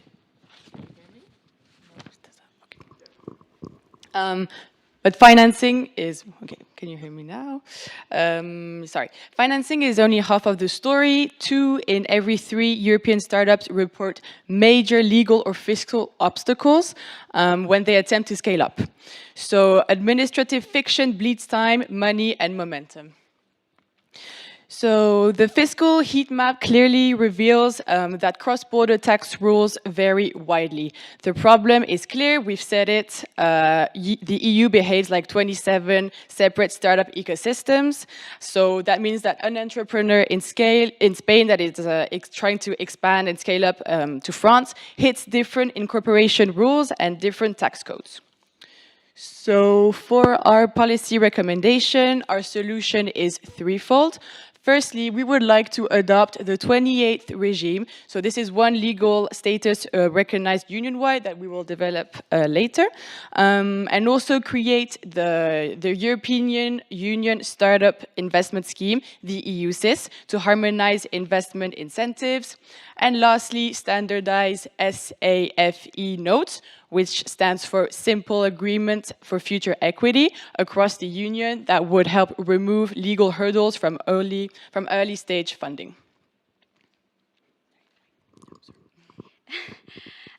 Well, the problem is not only the,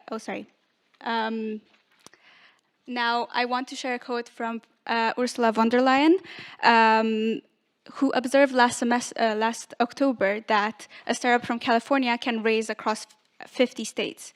Our companies still face too many national barriers. Europe's own leadership recognizes the urgencies of convergence.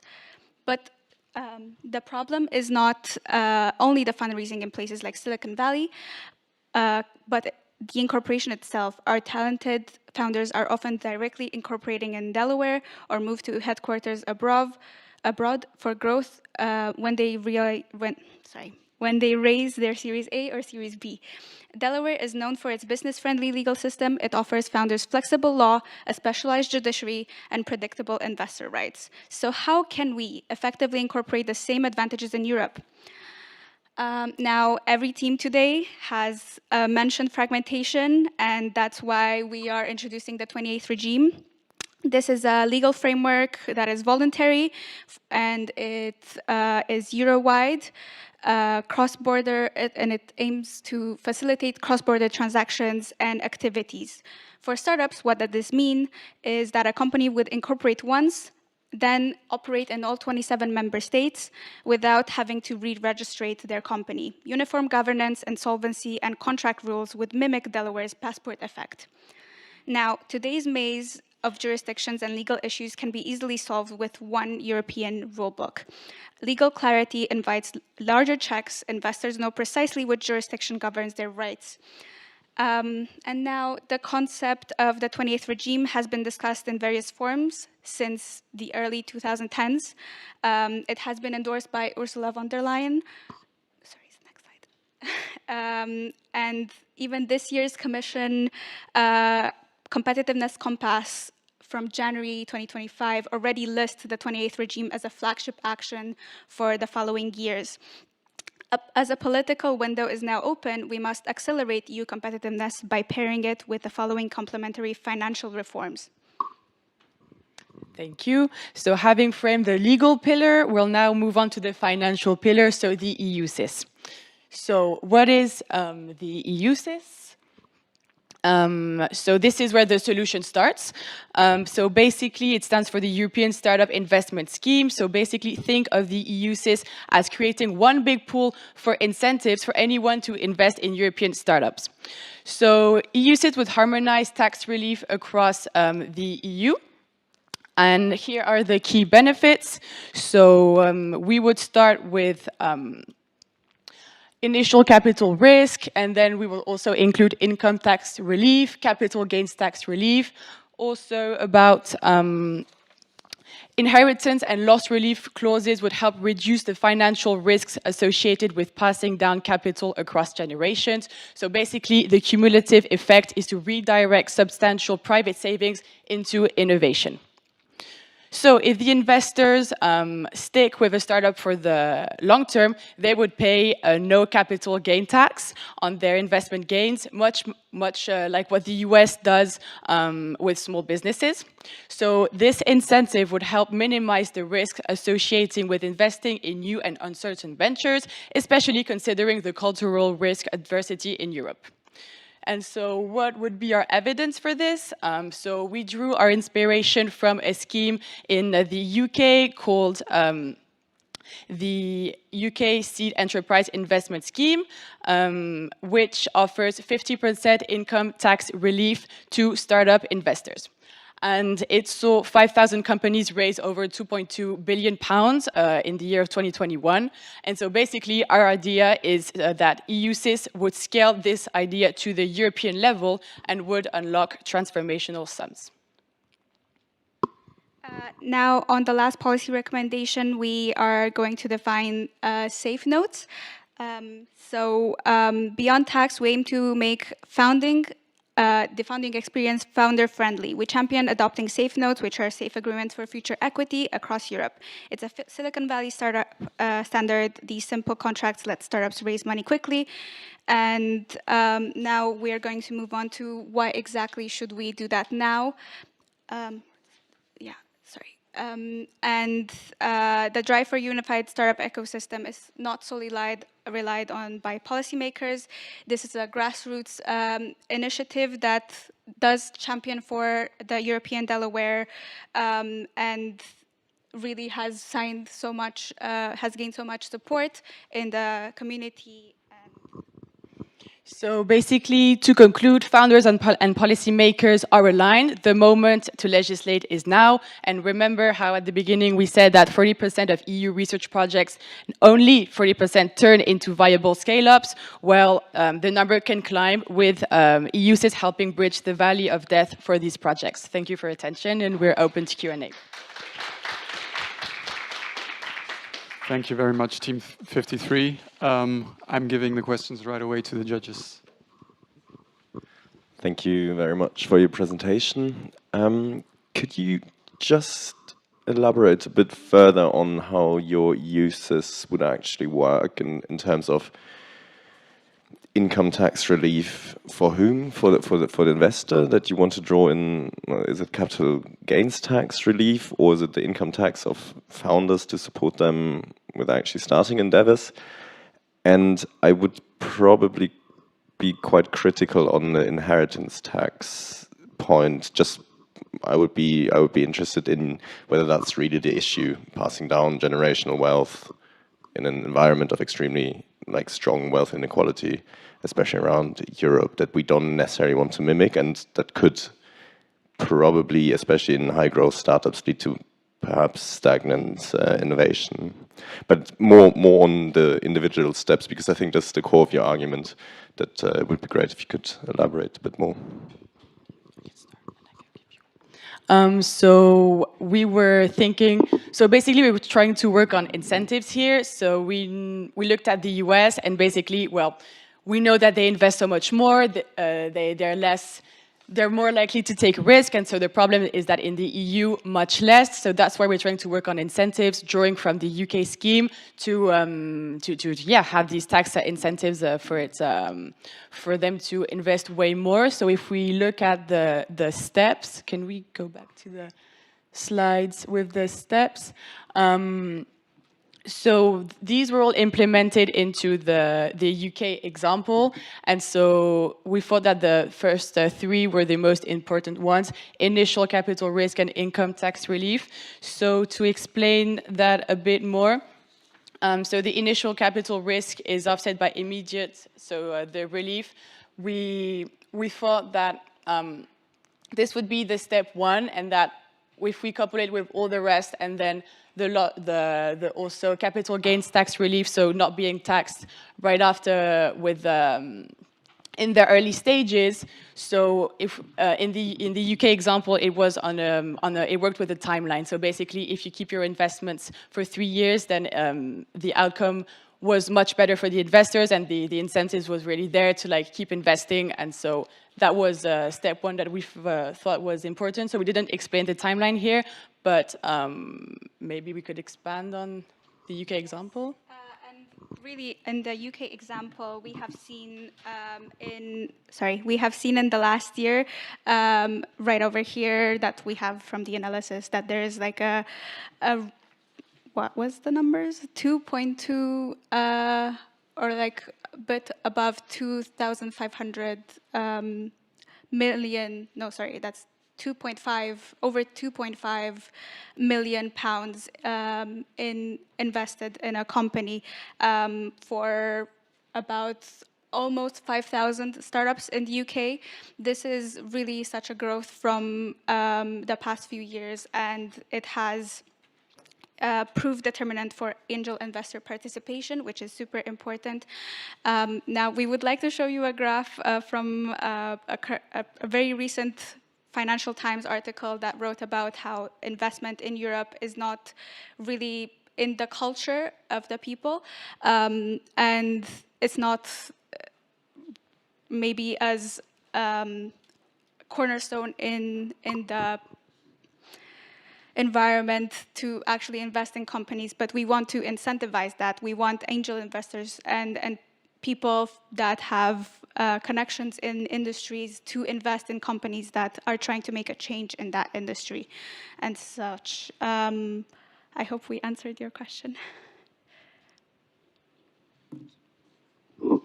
Yeah, thank you. I have two different questions, which are related one to another anyways. The first one is, how do you think that these kind of reliefs may be kind of acceptable to member states when you don't have a real sort of fiscal union? Because obviously the effects would be quite uneven depending on the tax regime of any member states, also in terms of implication for public finances.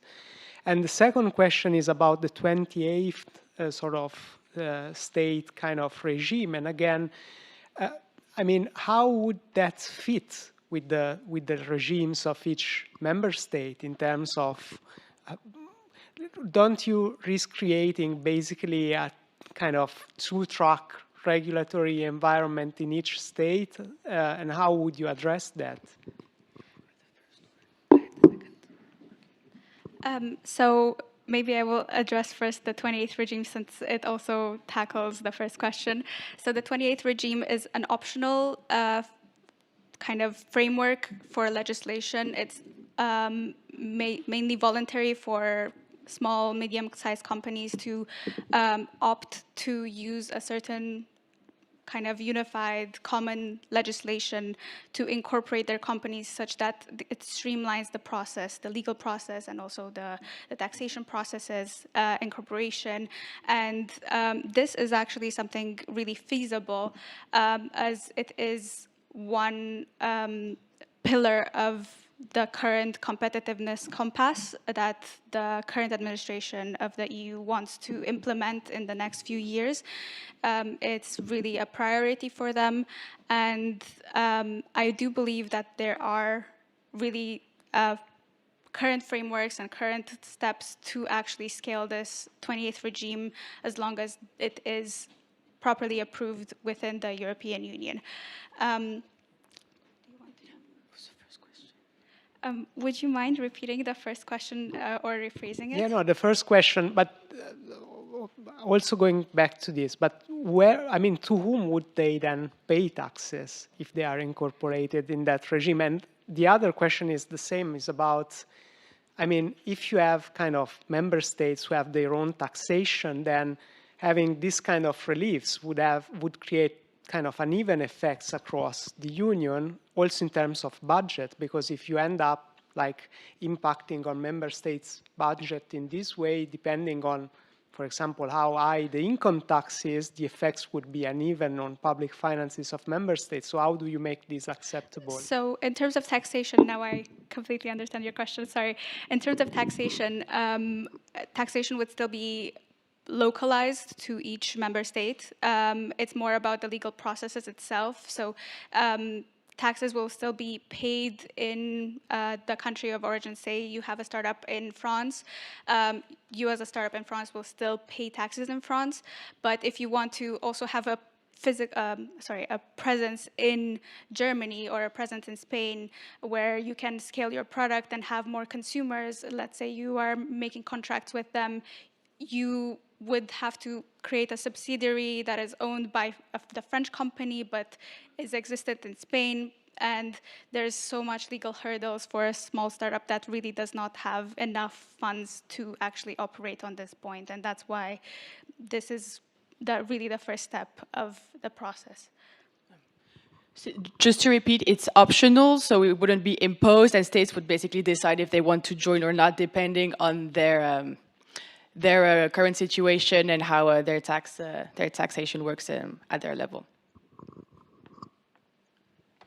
Thank you very much. You're probably very much aware of the current efforts of the European Union to boost the capacity to finance innovation through the financial market, which is limited at this time, and all the efforts around the savings and investments union. I would be curious to know where you would place your own initiative within this framework. Is it a necessary precondition to already implement most of the elements of a savings and investments union that are currently being discussed to actually follow up on this, or where do you see this? And my other question relates to the seed enterprise investment schemes of the UK. You highlighted its alleged capacity to boost funding for companies, which is good in itself. But do you have any success stories that relates directly to this? Because obviously, if you lower taxes, you will get more people investing. But do they actually invest in useful and companies that really generate growth over the long term? Yeah, thank you. So in terms of a success case study, we could look at 11 Labs.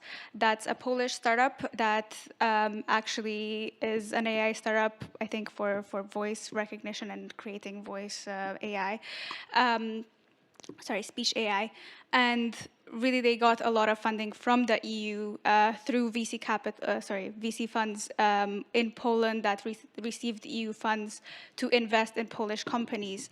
And these really are great initiatives. However, we also want to attract capital from other countries. So if we have a VC fund that is, let's say, Sequoia or Y Combinator in the US, why should they not invest in a company that is in the EU that can then prosper the EU market by offering jobs, really paying taxes in their countries because they're incorporated there. They are representative of the European Union. So we really want to keep startups here, not let them incorporate, not let them, but not to incentivize them to not incorporate in Delaware, but stay here and then raise funds from wherever they want. Even if that means that they don't get investment from EU VC capital or private money.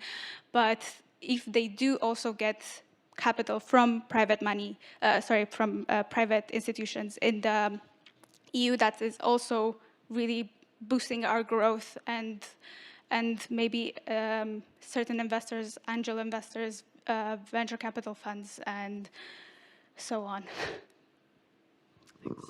And just to come back, I think one of you raised the question about unifying the financial markets. So I understand that this is very important, especially since we lost, well, the UK and Brexit happened. So London is center, not part of the EU anymore. But we still believe that this is the first step, working on an easier regulation to just facilitate and create incentives to invest is the first step before trying to tackle the EU financial market harmonization. So, yeah. Any other questions? No, I don't think so. Thank you very much. Thank you so much. Thank you for your questions.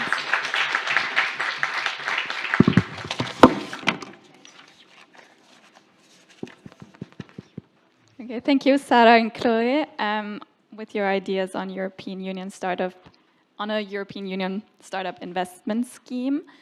Maybe you can get ready to go on stage, Team 44, and prepare yourselves. It's Markel, Antonio, and Usva from Sciences Po.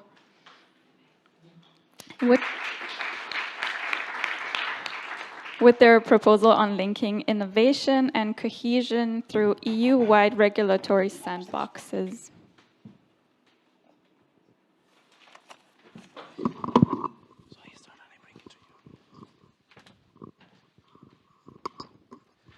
Good morning. We are now going to present you our policy briefing on enhancing European competitiveness through regional cohesion. But before, we have to ask ourselves what is European competitiveness, how we understand that. We don't understand it only from a point of view that includes market performance or that includes only innovation. We understand that European competitiveness cannot be achieved without regional cohesion. We need a European Union that leaves no one behind, a European Union that is actually taking into account all the regions. Because if we are united in diversity, this diversity cannot mean that actually there are some imbalances between regions. If we see the map, we also see this. There is some regions that are lagging behind, and this is weakening Europe's competitiveness. This is backed by many things like the Draghi report, the new European agenda on innovation, and so on. So there are current approaches that are trying to approach this idea of regional cohesion and innovation. We found out that the European Innovation Agenda, the Draghi report, created this idea of European innovation ecosystem, highlighted it, and also the regional innovation valleys that are a way of mixing both regional cohesion and also European innovation. This is a quote from the former European Commissioner for Cohesion and Reforms that was actually highlighting that this interlink between regional cohesion and innovation can help to move forward the EU. That's why we have these regional innovation valleys, these RIVs, that are trying to connect cross regions in order to foster some projects that are related to strategic sectors or to European policy guidelines. They have to be always, these sectors, linked to that. There are 146 RIVs that have to be NATS 1 or NATS 2 to be regions. The current approach, as mentioned before by the JARI and also by some groups, the group 40, has a problem regarding to regulatory complexities. There is a fragmentation that what it's actually doing is fragmenting the design and giving more burden to the RIVs and to this competition and this idea of collaboration between regions, which is at the core of regional innovation valleys. We see that this creates a limited impact that therefore leads to imbalanced outcomes.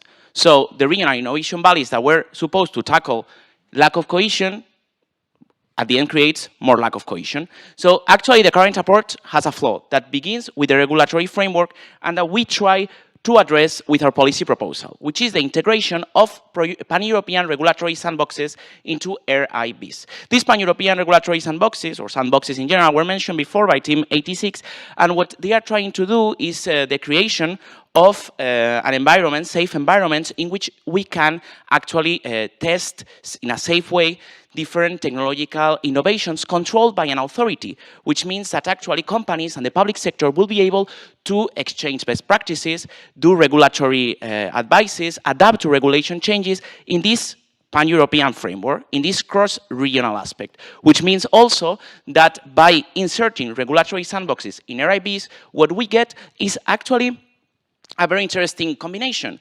RIBs boost innovation and regional cohesion, and regulatory sandboxes enable them, make them possible for it to happen because they help them adapt this legislation. There is a lot of precedents in the EU regarding, for example, the pan-European blockchain regulatory sandbox that works in this direction. So we want to show in this slide that our policy proposal is feasible, and it actually is within the existing regulatory framework of an institutional framework of the EU, which means that it's actually a quite adequate measure towards approaching the issue and the policy proposal. First, what we need to do is using selected RIBs. They are selected already by the EU. Every year they apply, but they are already selected. And this must be the focus that should be followed. So in the interest of time and depleting attention spans, I'm going to be quite quick in terms of highlighting what the problems are and going to be focusing on the solution and how regulatory sandboxes solve them. So as you can see, regulatory burden is quite high, and it kind of affects the scale up and funding for AI startups where EU lags behind the United States. But how do regulatory sandboxes actually solve that? So we think that regulatory sandboxes provide faster scaling opportunities because the process for regulations is more streamlined. They're able to test them in a more controlled environment. They're able to test them on select users. That gives them a competitive advantage and allows them to scale faster. It allows them to adhere more to the product market fit. We also think that this is especially useful for strategic sectors like AI, clean energy, biotech. We know that there is already precedent for this in the blockchain market, but we think that it needs to extend to other sectors. We also think it creates a better level playing field. Of course, that there are several other factors that kind of impact innovation and why certain regions lag behind others, but this kind of helps regions with a relatively low regulatory capacity, relatively low ability to kind of navigate the EU's regulatory framework to get those tools for technological development and compliance. And then I've already mentioned it allows them to kind of test those products better and give them access to like market in a much quicker way. Then we see how the EU's regulatory burden is impacting all of these different sectors, and we can see it's quite high according to the Commission.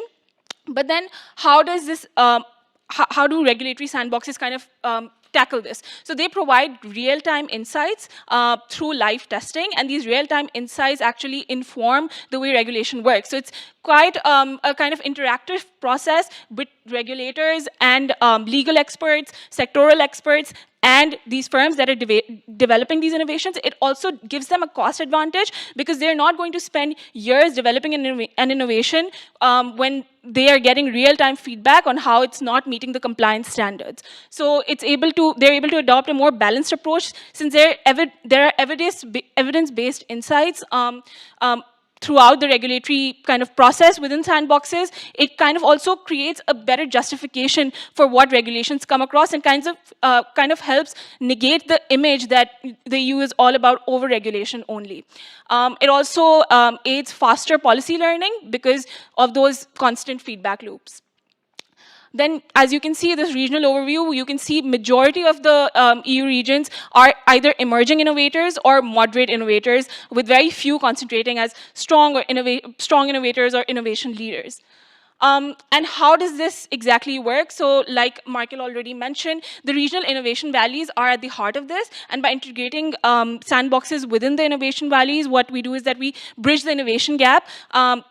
We kind of allow regions with firms that previously do not have the appetite to take risks, appetite to innovate because the cost of failure is too high for them. We kind of eradicate or limit or lower down the cost of regulatory non-compliance for them by allowing them to test their innovations within this and thus incentivizing them to further these innovations. We also think that this provides them a lot of cross-border knowledge sharing, a lot of peer-to-peer learning and knowledge transfer from firms with more experience within this and firms that don't have as much experience within this. And then Lastly, EU investor confidence snapshot. We already talked about it. Every group talked about how foreign investment in EU is a problem, especially when compared to other sectors. So we think that the biggest roadblock to that is uncertainty and what people are willing to market their or hedge their bets against. And when you have, or when you're aware of regulatory compliance, and when you know that it's much more clearer, then it boosts investor confidence, and they're more confident on investing or betting on that product when they know that the EU is not going to stop it. With that, we would like to conclude our presentation and open the floor for questions. Thank you. Is it working? Okay. Thank you, Michael and Usva. Yeah, the floor is now to the judges. Thank you very much for the presentation and your idea to lower regulatory threshold for innovative companies or innovative regions. My question would be whether you really believe that this would, I don't really get why less competitive regions will profit more from this lower regulatory requirements, because obviously there will be other more competitive regions where this lower regulatory threshold would also apply, these regulatory sandboxes, and wouldn't they be much more able to leverage the advantages of this change and actually create the opposite of what you'd like, which would be to boost less competitive regions?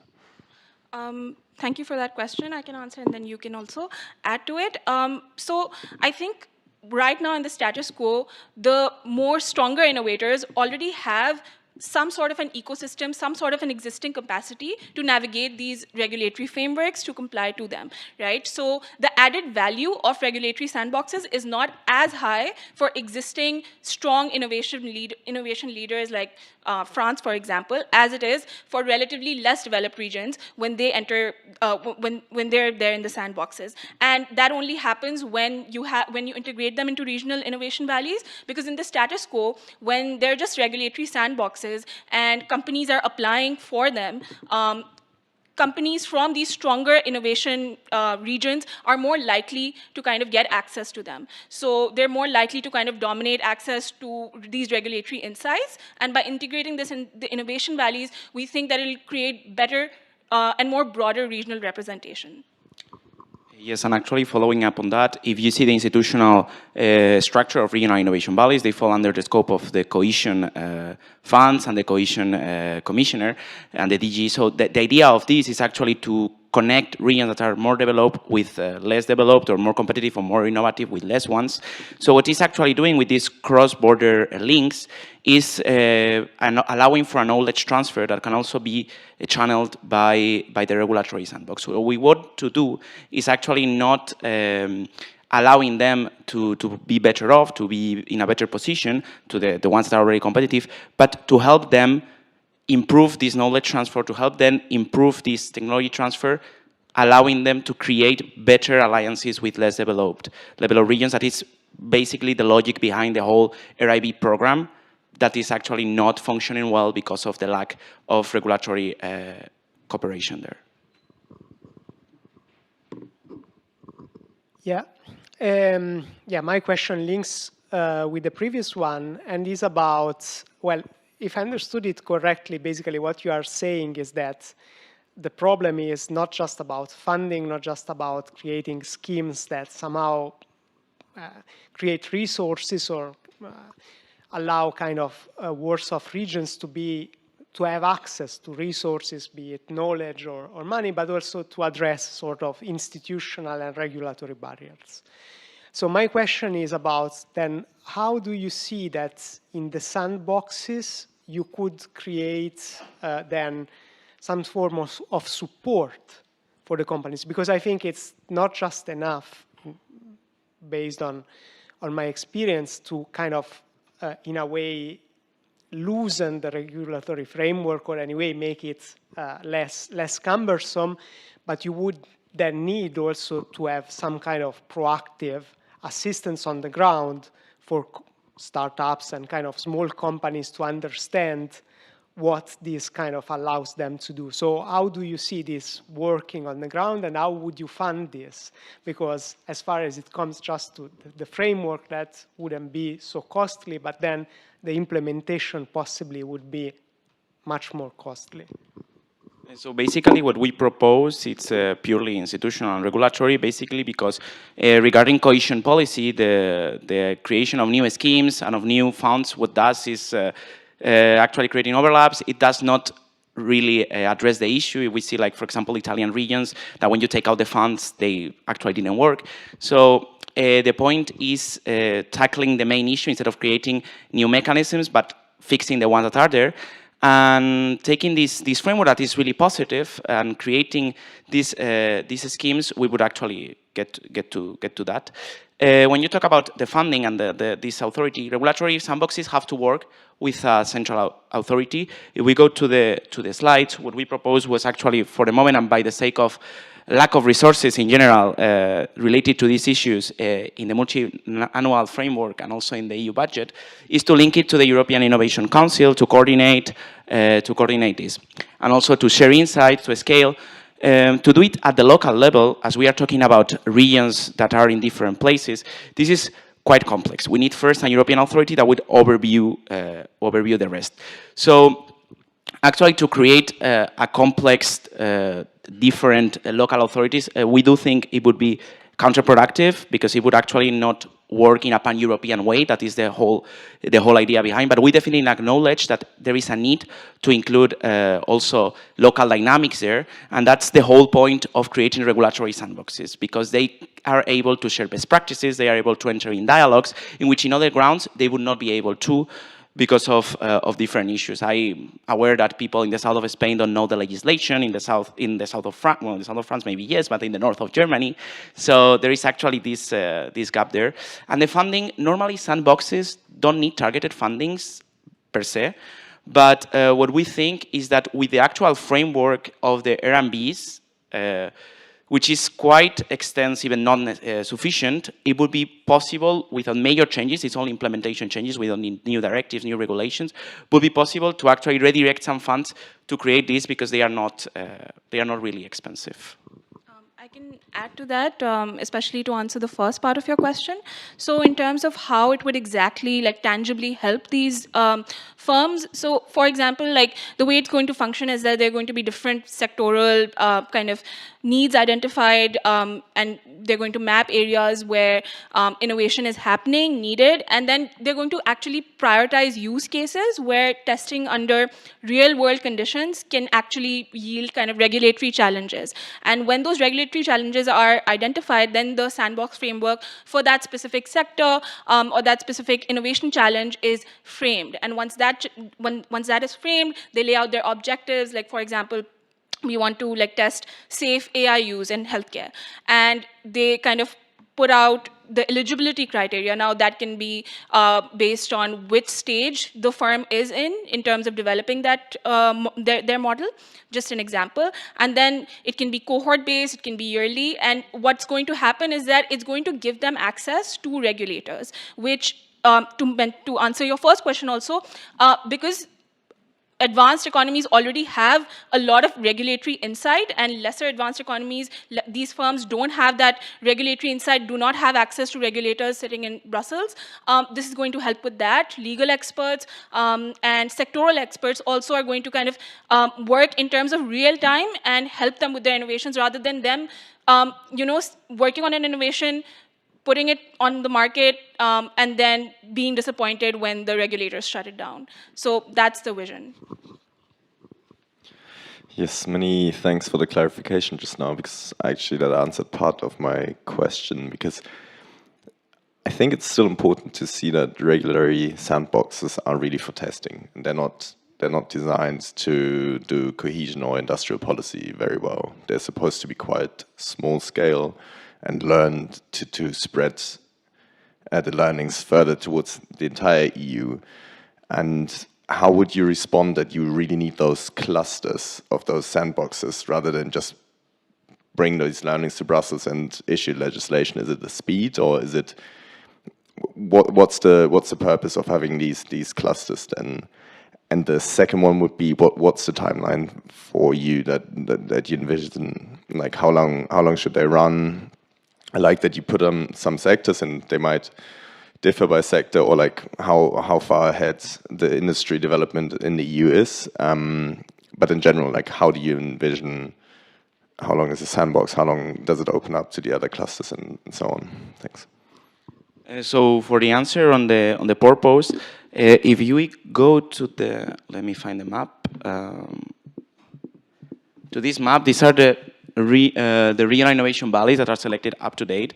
The purpose is actually that if we see, not all of them are next to each other, not all of them are linked to Brussels, not all of the regions actually have access to the same resources. Some of the regional innovation valleys are actually linked, for example, this region here with this region here. So actually what we need is a way of bridging the gap, the geographical gap, also the innovation gap, and the regulatory gap. It's a way of transferring knowledge to a next level, fixing an institutional gap that exists nowadays in the EU, which is also the communication part between member states and also these issues of single market that we have, that actually in some places this overburden creates obstacles to this single market.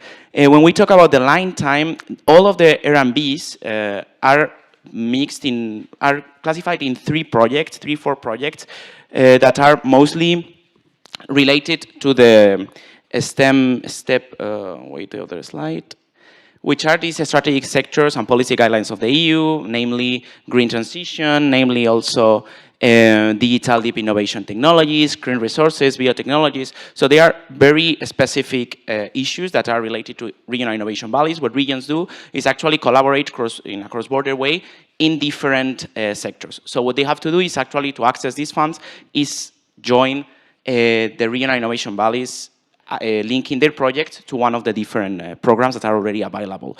So what we suggest for the timeline is to start actually with working within the existing framework, because there is no necessity to create a new one. So we work with the existing one, with the already selected one, because they change in a role basis, like every 2 years, every year and a half, and they can add new ones all the time. So we work in the existing one, and what we do is in a spare of a year or so, we have to actually make sure that the project can start working. In this spare of time, what we do is actually make available these regulatory sandboxes to speed up and open the innovation to markets, and also the exchange of information between the regions. As at the end, this is actually to test and not for anything else. Indeed, it would be a thing that should be integrated. The proposal is to integrate them directly within the RMBs. So once they are integrated, it would be automatically. They are part of the program per se. It's not something that happens temporarily, but they should be integrated. So every time a region actually access to one of the programs, and their projects access one of the programs, they actually are part directly of the regulatory sandbox, and they can profit from the exchanges and the regulatory practices and best practices that are shared there. So it's actually amending the existing EU program by creating and accessing this. It's like a puzzle that comes together, and we think that fits really well. It's not a procedure that comes per se like in a sequential phase, but actually something that should be permanent within these programs to make them function and to solve their flaws, or the flaws that we have identified they have. I just wanted to add to that in terms of answering your first question. So I think we acknowledge and we're cognizant of the fact that this is a very relatively small testing environment. It's not going to be scaling up to like a very massive level. It's not going to have that impact on industrial policy. We're not making those claims. What we're essentially saying is that what it does is that it signals on a very micro level to companies, firms working on innovation but hesitant to do so because the risk to fail is too high, especially when they're from a region where capital investment is already low, so they want to kind of hedge their bets on something that's reliable, something that's already tested. They want to replicate rather than innovate. We kind of signaling to them that, okay, you can innovate because you have this opportunity to apply for this regulatory sandbox, be a part of it within this regional innovation valley, and once you are, you get better access to our regulators. You are able to align your product to EU regulations better and are able to scale to market and expand beyond regions and attract foreign capital in a much easier way. So I think it's we're not saying that it's an elixir for regulatory problems, but we're saying that it's a step in the right direction. We still have time for one quick question. I think I might have missed the answer to that, but like with the sharing between the different RIVs, who decides? Especially if you want to have some cohesion and you want to prioritize some, I think it goes a bit in the direction of Jan's question. If you want to push that cohesion balance forward, who decides what sandbox findings are shared with whom? Is it the EIC or? Yes, basically how they are now structured is the Horizon Europe program and funding, which is also managed by the European Innovation Council, is the one that creates and updates these existing programs. So within the different programs is where the different regions are. So basically it's not that a region that is in the program of clean energies will share a lot with the one on digital, but all the ones that are in digital share with each other. So that's mostly the point. And well, yes, mainly is the European Innovation Council because it's the competent authority to do so under the existing framework. If we want to change the framework, then it will be another one. But the idea is that within the different, I wrap up very quick, but within the different regional innovation valley projects, these regions that are named as such, they are 146 regions, 147 now. They are able to exchange directly. It's not that we choose, okay, you connect with this one, you connect with this other, but each other are able to connect because they are already related by the content-wise. They are already related within a project that is already established. So basically, it's that. All right. Thanks very much to Team 44. Big round of applause. Now we're coming to a close. The last team is preparing. I can see that already. Yeah, Team 69 on the topic of a single European telecommunications market. So a very different approach to what we've heard before already. And please welcome Francesco, Luca, and Luigi from Bocconi University on the stage.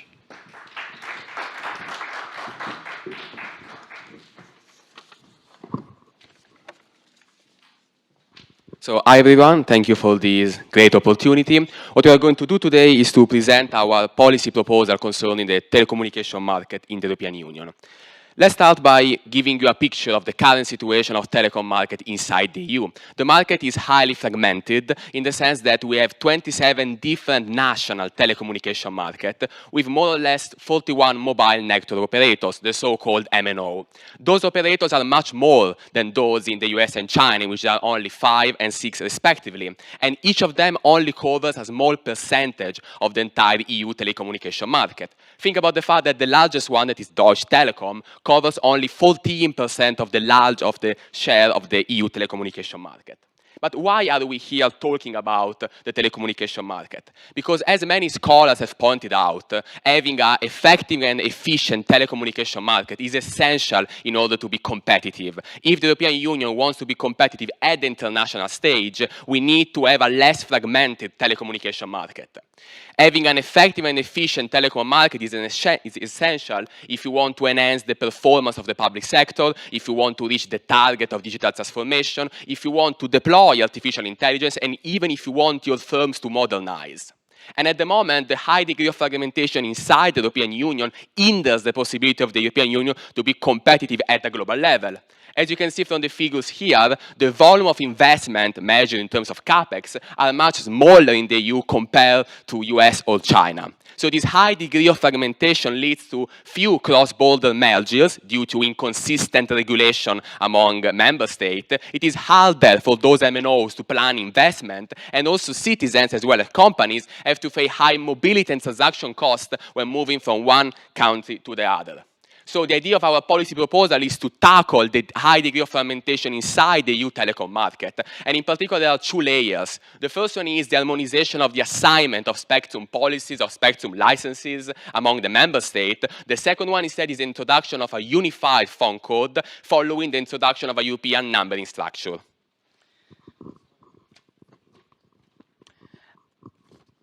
So what is this radio spectrum that we're talking about?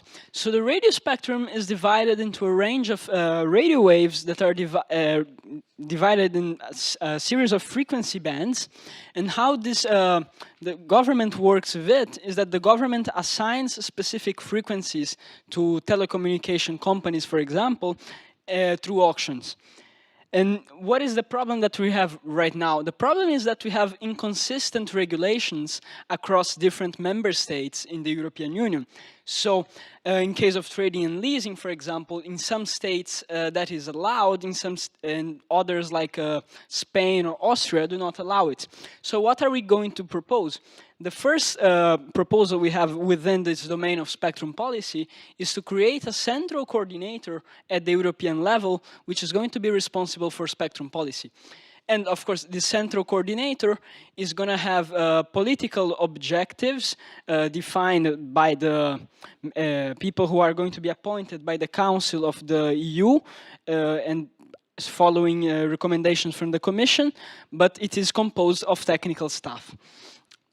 Then the first step in our spectrum policy is to create this new directive binding states to regulate and allow the exchange of licenses in the secondary market, so to allow this trading and leasing. And what this will do is to create a natural process in which operators are going to seek for the most advantageous licenses, no matter where they are. And of course, in the future, what is going to happen is that we're going to create European licenses granted by this newly established coordinator that I have talked about. And the usage conditions and the auction rules are going to be the same for every single member state. So you may ask me, what are the problems associated with our policy, possible issues that may arise? So a common issue that people may talk about is the idea that national policymakers may not like potentially losing national revenues. But yes, although this is true, but what can we do to avoid this is to temporarily pool these fees to the European level and then redistribute the fees according to the previous revenues governments used to receive. And then after a period of 5 to 10 years, we can also bring these funds to the European level. Then another common rhetoric that we may find is that cross-border mergers that are going to be incentivized in our policy, they might decrease competition in the single market. But that's not really the case, because we have a directorate for competition within the European Commission that will have to approve mergers and eventually ask for remedies to avoid infringements of our competition policy. So here is the second part of our policy proposal that consists into the establishment of a unified phone code. Such an innovation will require 2 key steps to be fulfilled. First, the establishment of a unique numbering structure that will be managed at EU level, since many countries still differ on that. And second, the merging of mobile country codes into a European one, all of these during a transitionary period. So what we observed is the fact that cross-border communications still feel like a broad communication. And this translates into inefficiency, high costs, and unnecessary complexities for both consumers and companies. The introduction of a unified phone code would allow operators to design EU-wide plans that will result into reduced costs and also improve customers' mobility opportunities. But what we think is that benefits go beyond economics. A European phone code will represent a strong symbol of cohesion and unity, representing the fact that member states are not just connected by treaties, but also by everyday experience. Yet there are challenges. So some may argue that eliminating mobile country codes and merging them into a European one will require SIMs to be changed, and it is true. So that's why we suggest that during what we called the transition period, that we'll have a fixed deadline. Operators will be given the task to reach out to their customers and change their SIMs with new European ones. And of course, during this transition period, also old SIMs will keep working. So that was all from us. We are now open to questions.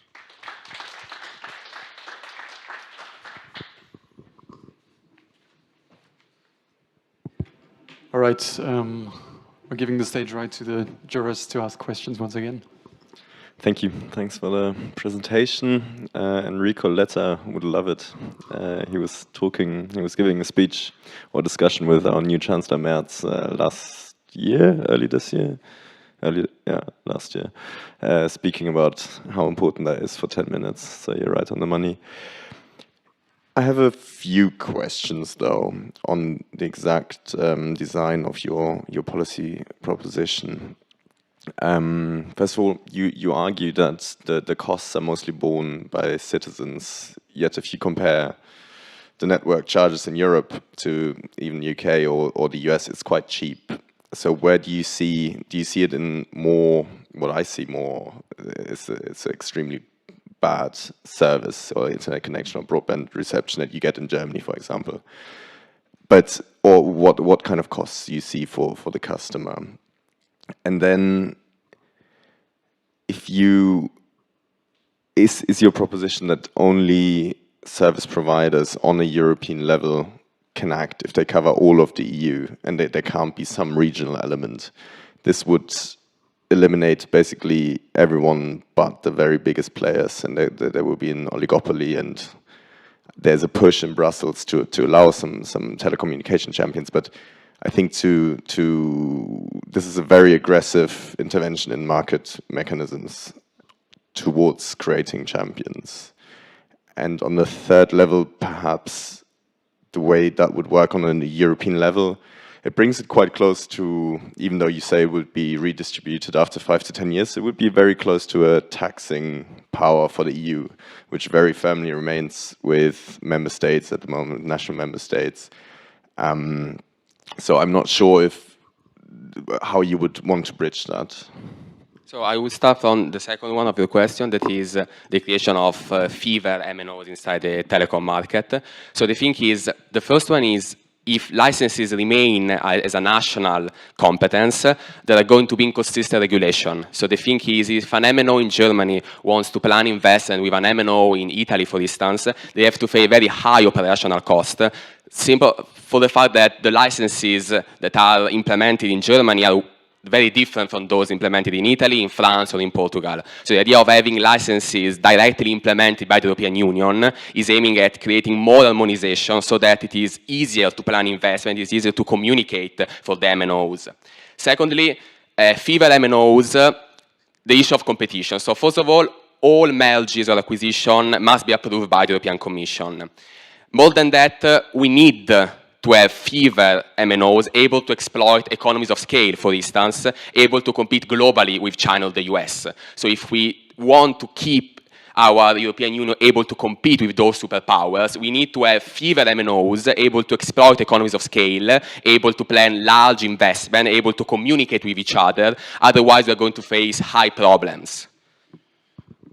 So for what concerns consumers, what we were thinking about is not to compare consumers in Europe with consumers in China or the US, and the only cost we were thinking them to bear was the changing SIM fee. Also due to the fact that SIMs are once in a lifetime purchase, so it's not much of a deal. And our idea was more to open the market for innovation and to make innovation easier, not to cut down costs compared to we know that Europe is quite cheap compared to other superpowers like China and the US, but that was not the goal. Like we don't want to compare Europe with China and the US on the costs that consumers bear, more on the opening the market for innovation and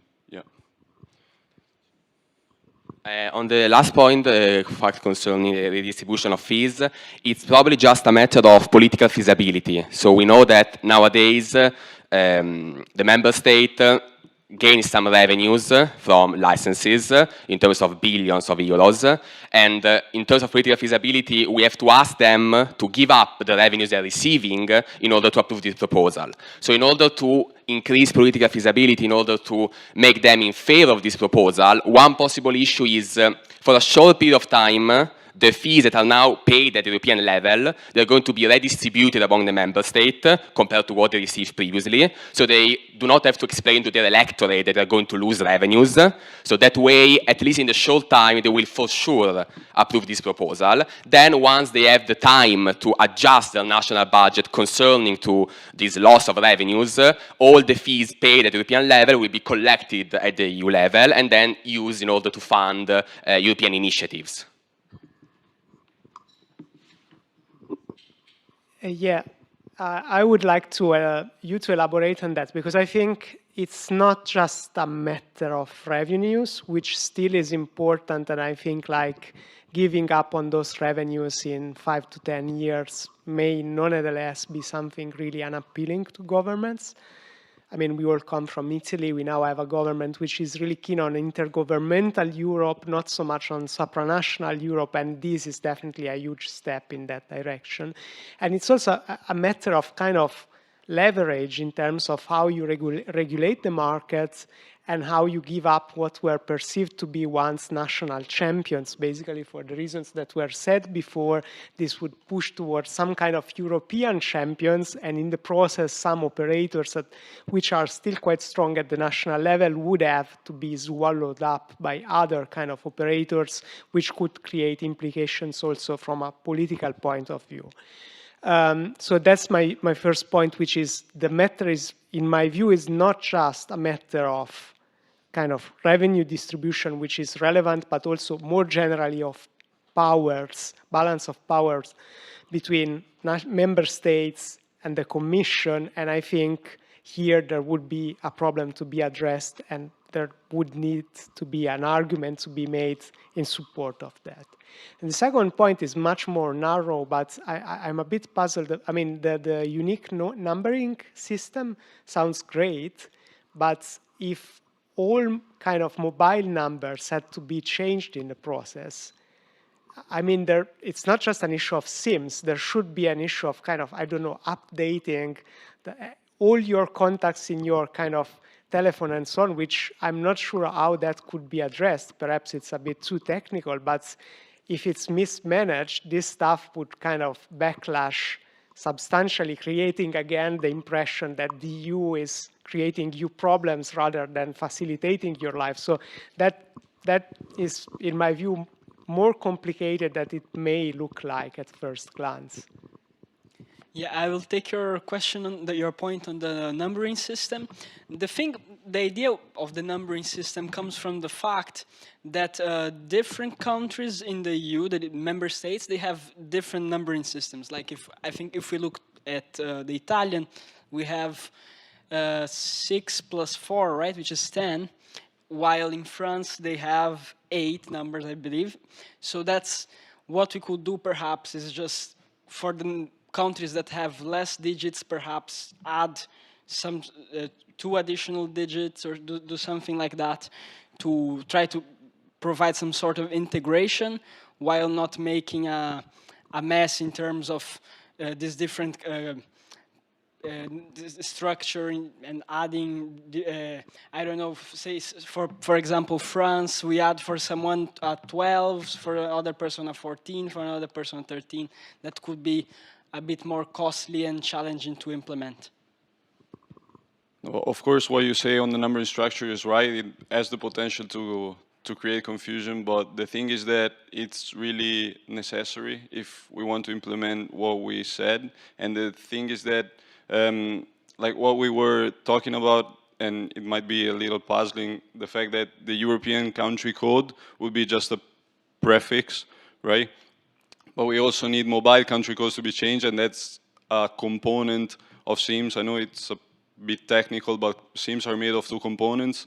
One is the one identifying the country, the one that the mobile country code that is the one to be changed, and the other one is the one identifying the operator. So, of course, if we change the mobile country code, then we need all numbers across Europe to have the same structure, yeah, it has the potential to create confusion, but it's something that... Yeah. I mean, I think that's to make a real case for this, a system to kind of update everything automatically would be needed, because otherwise this would never work. So I think that if you want to bring forward this idea, you need to also to elaborate on this point, otherwise it would not work. On the first point concerning sovereignty and the loss of sovereignty, it is an important note, that one, but what we saw in the past is that there have been some attempt to harmonize more the spectrum, and what we saw is that in the Council, mostly all the members have approved harmonization, meaning that they are in favor of having licenses that are more harmonized. The biggest issue were two. The first one was national revenues, and the second one was that some frequencies of the band are for military and security reasons. So we addressed the first point saying that those concerns are going to be addressed by redistributing the fees temporarily. And the second one is we are not going to touch those frequencies related to military and security concern. So the concern expressed by countries were mostly related to economies and to the loss of sovereignty in terms of military. But since we are not going to touch the second point, maybe they will be more in favor of this proposal. Thank you for raising that issue. I like how you, in your presentation, you also touched upon the difficulties of people affected by these changes, and not only the advantages. And you mentioned just right now the military frequencies for radio spectrums. Do you have any insight of how different they are from country to country? Because I could imagine that could affect also investments in equipment if frequencies are different, and that would be a major challenge for unifying these, and also for medical urgencies or other civil services that are of immediate relevance. And in your paper, you mentioned the lack of a secondary market for radio spectrums due to legal constraints. Could you say anything on why these are legally constrained, and possibly these reasons could speak against unifying fees transaction for radio spectrums? So on the first point, the answer is probably the following, that the spectrum is divided into different ranges, and each of them has a specific use. So between 70 Hz to 80 Hz is for 5G, and so on and so forth. So the idea is that our proposal is feasible because we are only going to touch those frequencies related to broadcasting, TV, those used by telecom, and so on and so forth. So the idea is that we are not going to implement licenses influencing the frequencies used for military reasons. Those are going to remain at the national level like they are today. We're just going to act on all the rest of frequencies that are used for TV, broadcasting, radio, and so on and so forth. Those, the licenses of those are going to be then implemented by the EU level. The second point was about, so the trading and leasing. The idea of trading and leasing is that since we want to harmonize the licenses, it is unthinkable to take those that are already present away from the market. So we have to work on them and then to enact new licenses. The idea of allowing trading and leasing is to reach a sort of partial alignment. In the meantime, we will then implement the new licenses. So it's unthinkable to say, now we want to implement new licenses, all the old ones are going to be removed from the market. In order to reach a sort of temporary and partial alignment, we want to allow trading and leasing everywhere, and then in the meantime, we're going to enact, to implement new licenses. That is the rationale behind that idea. Just another point on trading and leasing is also that most European countries already are in favor and allow for trading and leasing within their legislation. So there's only a few countries that do not authorize it, as I said, the case of Spain, the case of Portugal, the case of Austria. So also in terms of political feasibility, it's not that hard to achieve.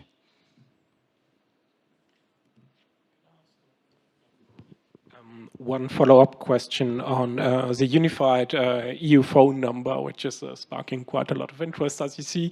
I do remember the times when we worked on the international banking numbers, which are not in play, have not been in place for too long, but it bothered a lot of people. But it was a bit more feasible because you have country codes before each and every banking number, so you don't really affect what has been built upon decades and decades and centuries also in terms of national systems. If you talk about phone numbers, you're probably also talking about fixed phone numbers. I think my grandmother has a phone number since the 60s since she got a phone for the first time, and I think she would be quite uneasy at changing it, and it would my grandmother is not Europe's gold standard, but I could imagine a few other people are affected. And also, even though the numbering system is a bit different, I could imagine that Europe-wide there was quite a lot of overlap between phone numbers, and this is creating quite a lot of confusion. How do you plan to work with this past dependency problem? Because we've been building national systems for over a century in terms of phone numbers, and now switching to European numbers is probably a bit more difficult than just changing a few SIMs and taking a few years. Yeah, I think one possibility is to work with the transposition of country codes to the European numbering structure. If we take, I believe perhaps that system of Italy of 10 digits is probably the largest. Maybe France, which is 8, that should be the lowest. And in case of France, France has plus 33, so perhaps we could have French numbers with 33 followed by the other digits, while the Italian numbers with just as they are now, but without plus 39 and instead with our plus 0. Okay, thank you, Team 69. The time is up. And with that, we conclude the presentations.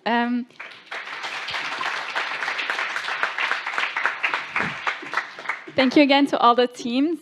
We were really impressed with your presentations, and we really hope that you had fun being here, presenting here at the Hertie School. The judges are now invited to go to room 101. You will be accompanied by Nico and Florian. They will guide you there to deliberate. And everyone else, you're invited to join us for the lunch break and enjoy the food. And we'll be back here at 2:30 for the keynote speech that is now confirmed.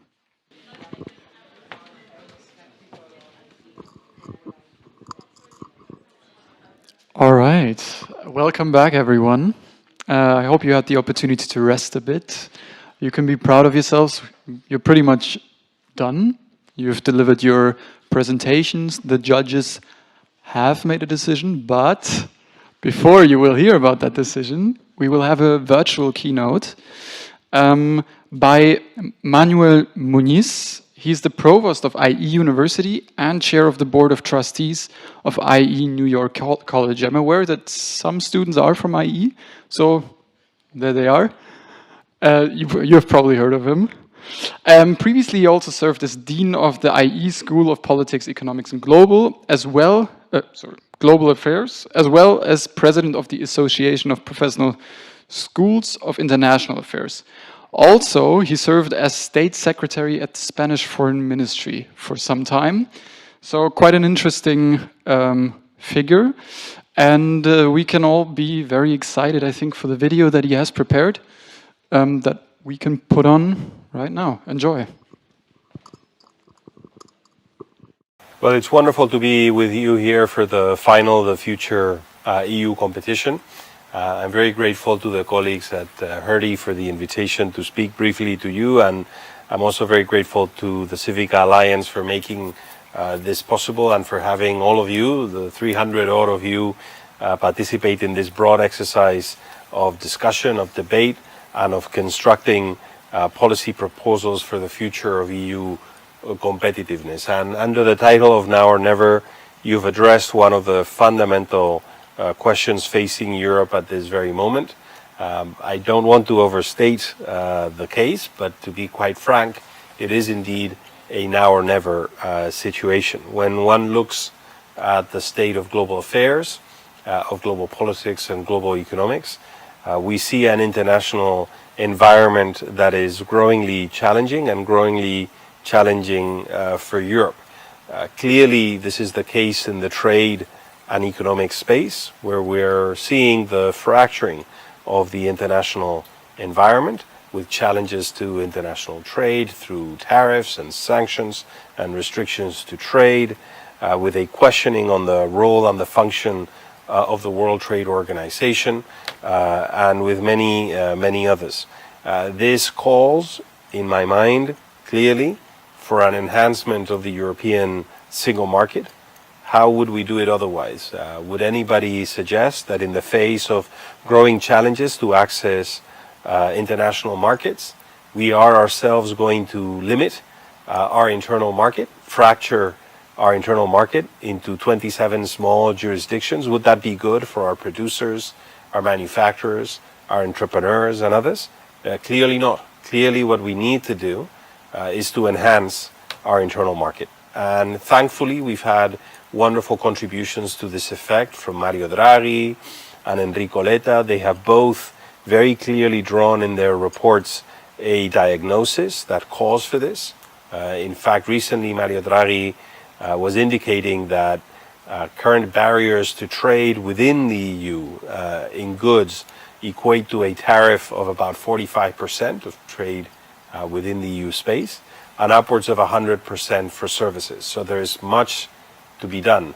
Now Enrico Letta has identified as well very clear areas where we can enhance the single market and gain competitiveness, whether it's the energy market or the telecommunications market or the capital and savings space. There are areas for Europe to do significantly better. But let me tell you that this is not just about economics and trade. If you look at the foreign policy, diplomacy, security space, the world is also fracturing in that area. We are also seeing a defunding, a weakening of the multilateral space, with the UN in fact entering, as I'm sending this message to you, a process of restructuring and rescaling, which will see most likely the emergence of a reduced, more streamlined, more focused UN, but this will bring challenges to the provision of global public goods, safety, peacekeeping, and many others. We're moving to a world where power politics plays a greater role than rules and laws, where the international rule of law is weakened. This all draws an environment that is more noisy, noisier, more competitive, and more challenging for international businesses and for states. And this also calls for further European unity. And we will need to develop more common instruments for foreign and security policy, but also for procurement, a much better integrated defense sector, much more coherent and streamlined and consistent and integrated procurement processes and force planning structures, and many others. And that will mean enhancing European competitiveness as well. So I'm very much looking forward to reading the 30-odd policy papers that you guys have put together, because as I was saying at the beginning, this environment calls for innovation and for contributions to the European debate on how we can move forward and do things together in a much more effective and efficient way. It is the time of Europe. For the duration of my professional and academic careers, I have not lived a moment that most clearly called for Europeans to do things together and to do things better, as it is now. Clearly all of the pieces of the puzzle have fallen into place, and now it's for Europe to act. Now, the work that you have done is very important beyond its substance. This exercise has allowed you to interact with colleagues from all over Europe in a very diverse setting. The European Union is about bringing the European diversity into the same room and with the intent of addressing common challenges, and this is extraordinarily important. We face the one challenge that is very significant internally, and that is this notion that is spreading in some of our countries that we are more sovereign, more independent if we are alone, if we break up this overarching community that we have built. There is this patriotic, apparently patriotic narrative that we are in fact much better off if we break ourselves up into 27 little states that can then engage one another bilaterally. This would be an immense mistake. This is a myth. This is a very dangerous myth that would see us weakened and would see Europe giving up the mantle of influence around the world. No single European state would be capable of exercising the influence that we do together. So this would simply be given up to other actors. Hence the question of competitiveness and of unity is an existential question for Europe in this environment and moving forward. I want to end these brief remarks with a thank you to all of you as well for your commitment to public service. And by public service, I mean your commitment to addressing shared challenges. I am guessing that if you're here, if you've been part of this exercise, and you've invested your time, your energy, and your resources on this, is because you believe that it's important for you to contribute to addressing these collective problems that I've just enumerated and the many others that you've addressed over throughout this exercise. Now, this is an act of generosity, and it's one that is rooted in a sense of responsibility. And I think this is very important and something to be grateful for, because with opportunity comes responsibility, and you're exercising that responsibility. My only hope is that many of you leave this exercise even more committed to a career of public service, which does not need to be necessarily in government or in European governments or in the EU institutions. You can do public service from the academic world, from the NGO world, from civil society, from the business space, but that you leave here committed to the agenda, the issues, and the recommendations that you've put forward in those reports. Every generation of Europeans has had to contribute its little bit to the European project. This has been so since the end of the Second World War, and your time is fast approaching. So I do hope that you keep that spirit alive, and what you've learned through this exercise serves you well moving forward into those careers. Thank you, everybody, for being a part of this. Thank you again for the colleagues at HERDI for having me here, and thank you to the CIVICA Alliance for making all of this possible. Bye-bye.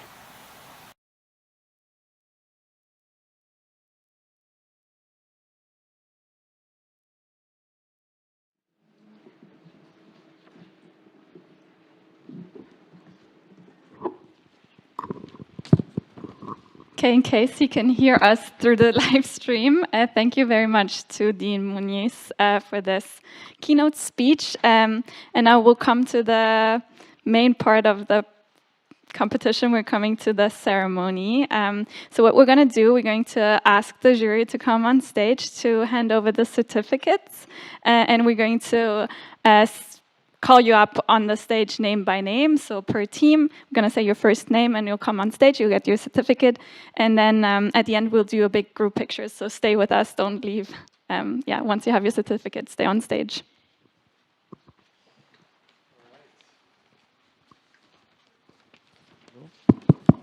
Okay, now, yeah, okay, we get sound. First, yeah, please come on stage. Manzi and Nuria, team 83, please come on stage to receive your certificates.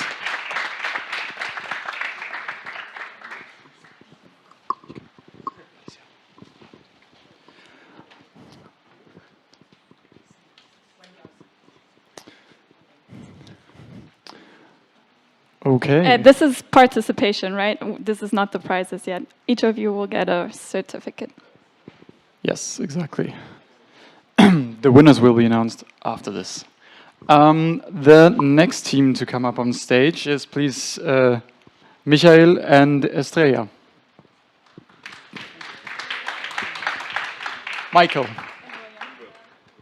What? Oh, and William. I'm sorry. I'm so sorry.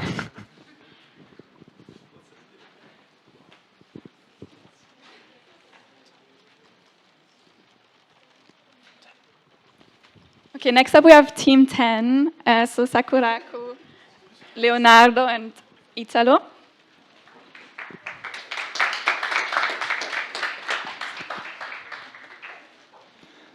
Next team, team 40, Dominica, Victoria, Angela.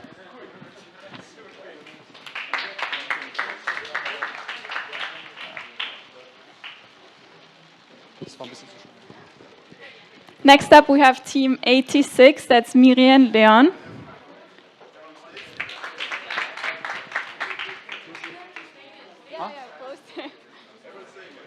Yeah.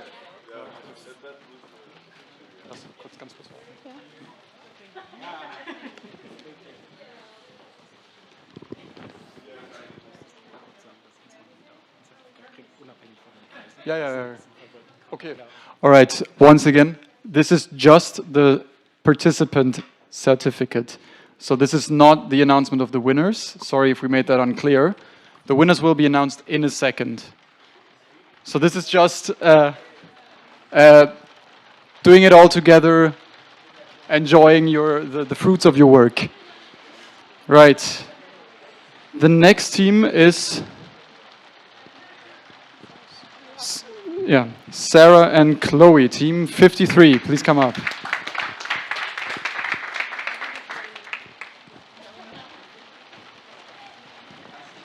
Oh, here. Oh,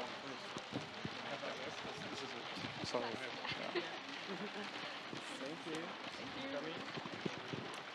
And then lastly, team 69.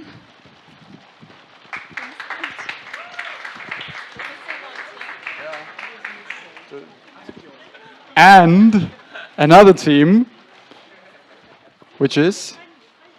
I don't know the number, but I remember one name. Yes. Uswa and Fatima. Antonio and Markel.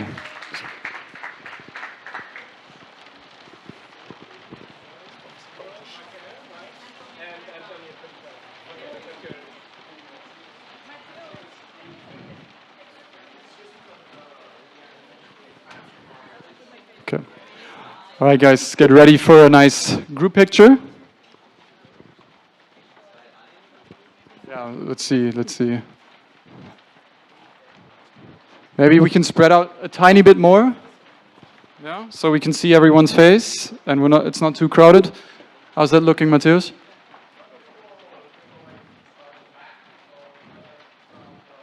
All right, because of the pillar, so it would probably be good, because we have the pillar here, if you could move a bit over there. Yeah, sorry about that. Yeah, great. All right, stop, smile.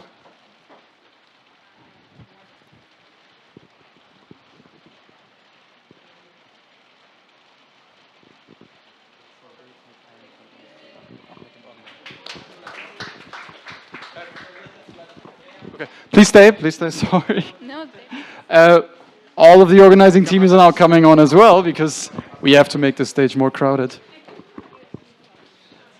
Yeah. Geht sitzen?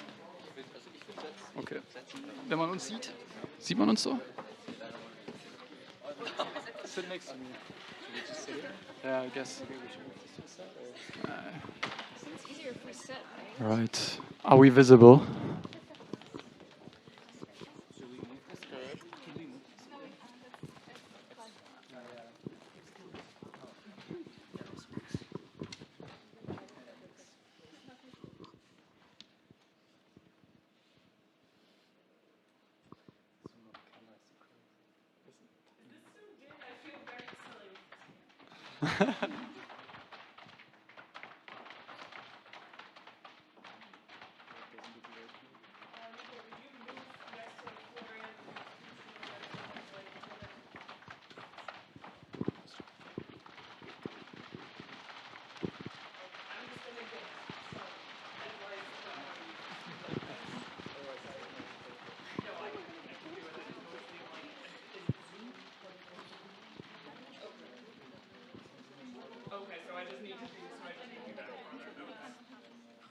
So maybe like scooch a little bit closer together so that way I don't have to stand on a table.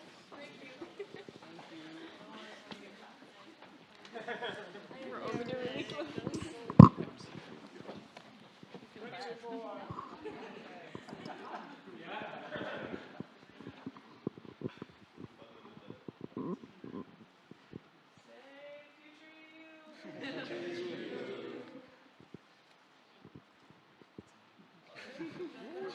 Is that okay? She's taking with the This one I know.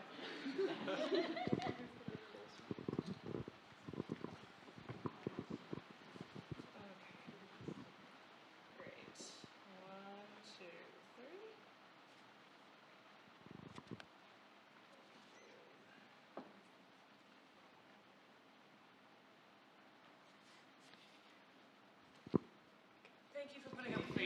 Thank you.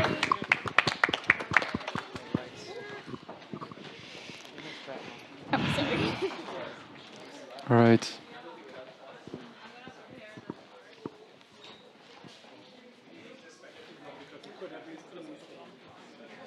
Danke für das Autogramm. Ja, thanks. Ich finde meinen Zettel nicht. Ja. Mein Zettel ist weg. Yeah. Ja.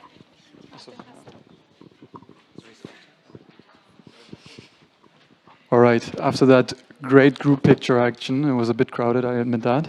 I think we made it. I would say without further ado, I give the opportunity to the judges to announce the winners, third place first. Let's go.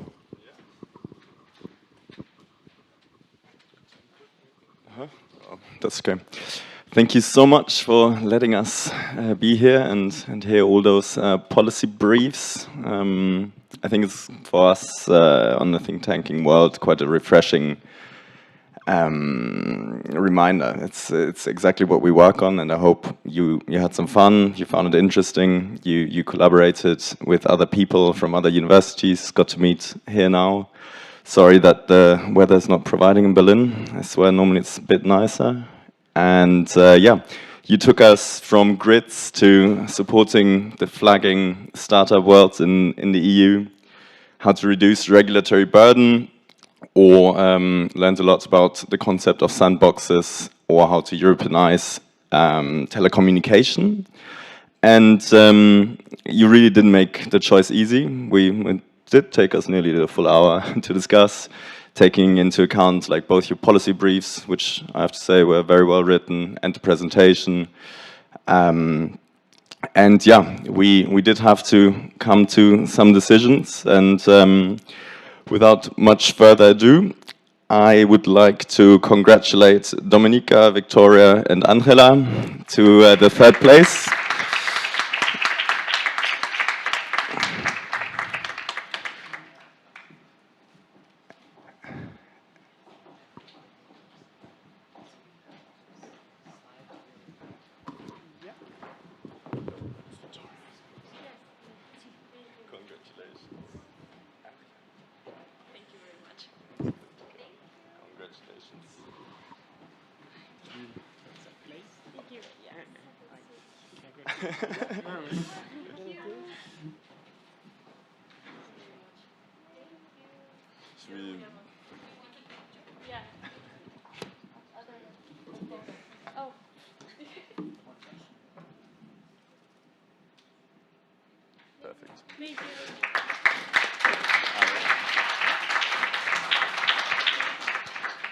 Because I think, especially now with the new government in Germany taking over a bit of the deregulation, scaling back the Green Deal, the narrative is accelerating Brussels to have a deregulation agenda. So I think like your idea of addressing that problem of making the EU work for businesses and people that might not be reached by the typical Commission proposals, or that rather see it as a burden to find a way without scaling back green ambition, human rights ambitions. I think it's a really good proposal, and well done.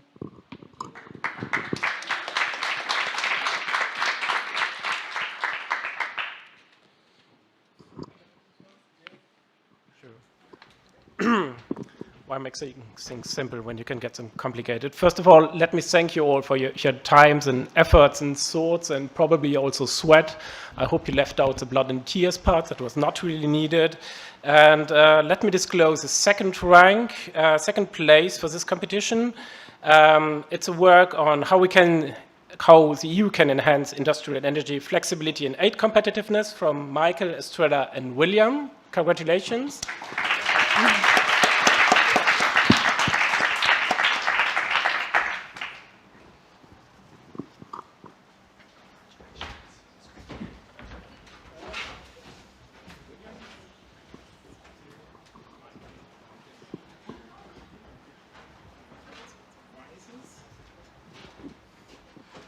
getting progressively bigger.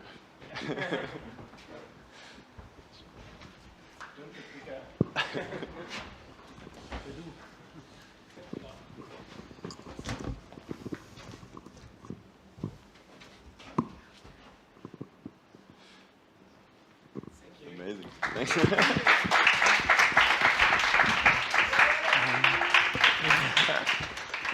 We found your overall argument very convincing, and you started with a general problem, worked out a structural approach, and came up with more or less niche solutions.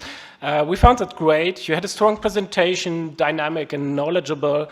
I would advise you not to change speakers so often, but just a very tiny side note, and well, no one is perfect here. Your Q&A was very reactive, and you were getting to the bottom of things and not covering up too much the weaker positions of your discussion, but leading us discreetly back to the stronger ones. And yeah, we are very convinced, and thanks very much for participating and contributing. Oh, sorry. That was your one. Yeah. Yes.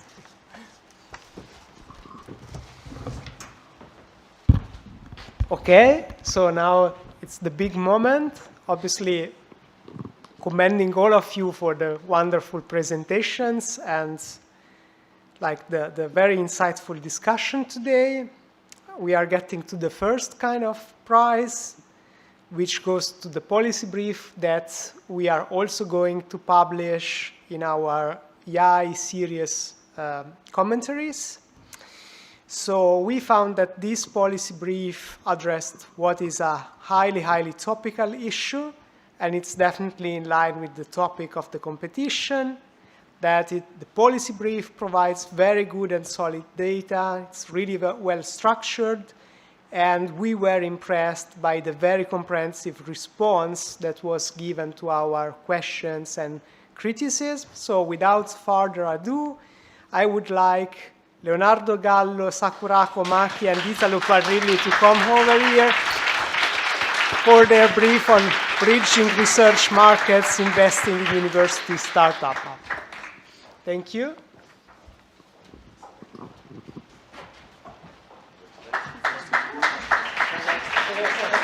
Very impressed.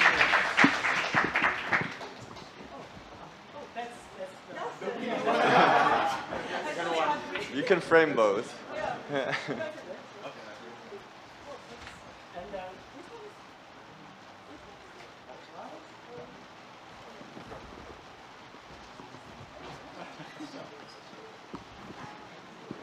No. Very well done. Congratulations. We will be in touch.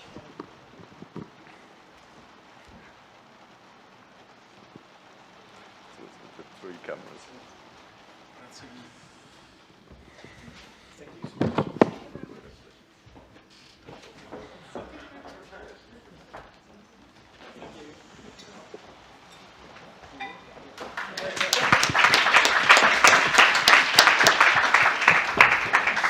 And with that, we officially wrap up this year's futurEU competition. So big thank you to our jury for your thoughtful questions, for helping us choose the winning teams today. And of course, a big thank you to all of you that participated. We hope you had fun. I hope you're proud of yourselves. Again, remember, there were 116 teams that participated. You're the 8 best out of 116. So I hope you're all very happy to be here today. And we're going to, quick reminder, we're going to meet at 6 p.m. at Schankalle Pfefferberg for dinner and hopefully to relax and enjoy the evening together. So thank you so much for having been here and for your energy and participation.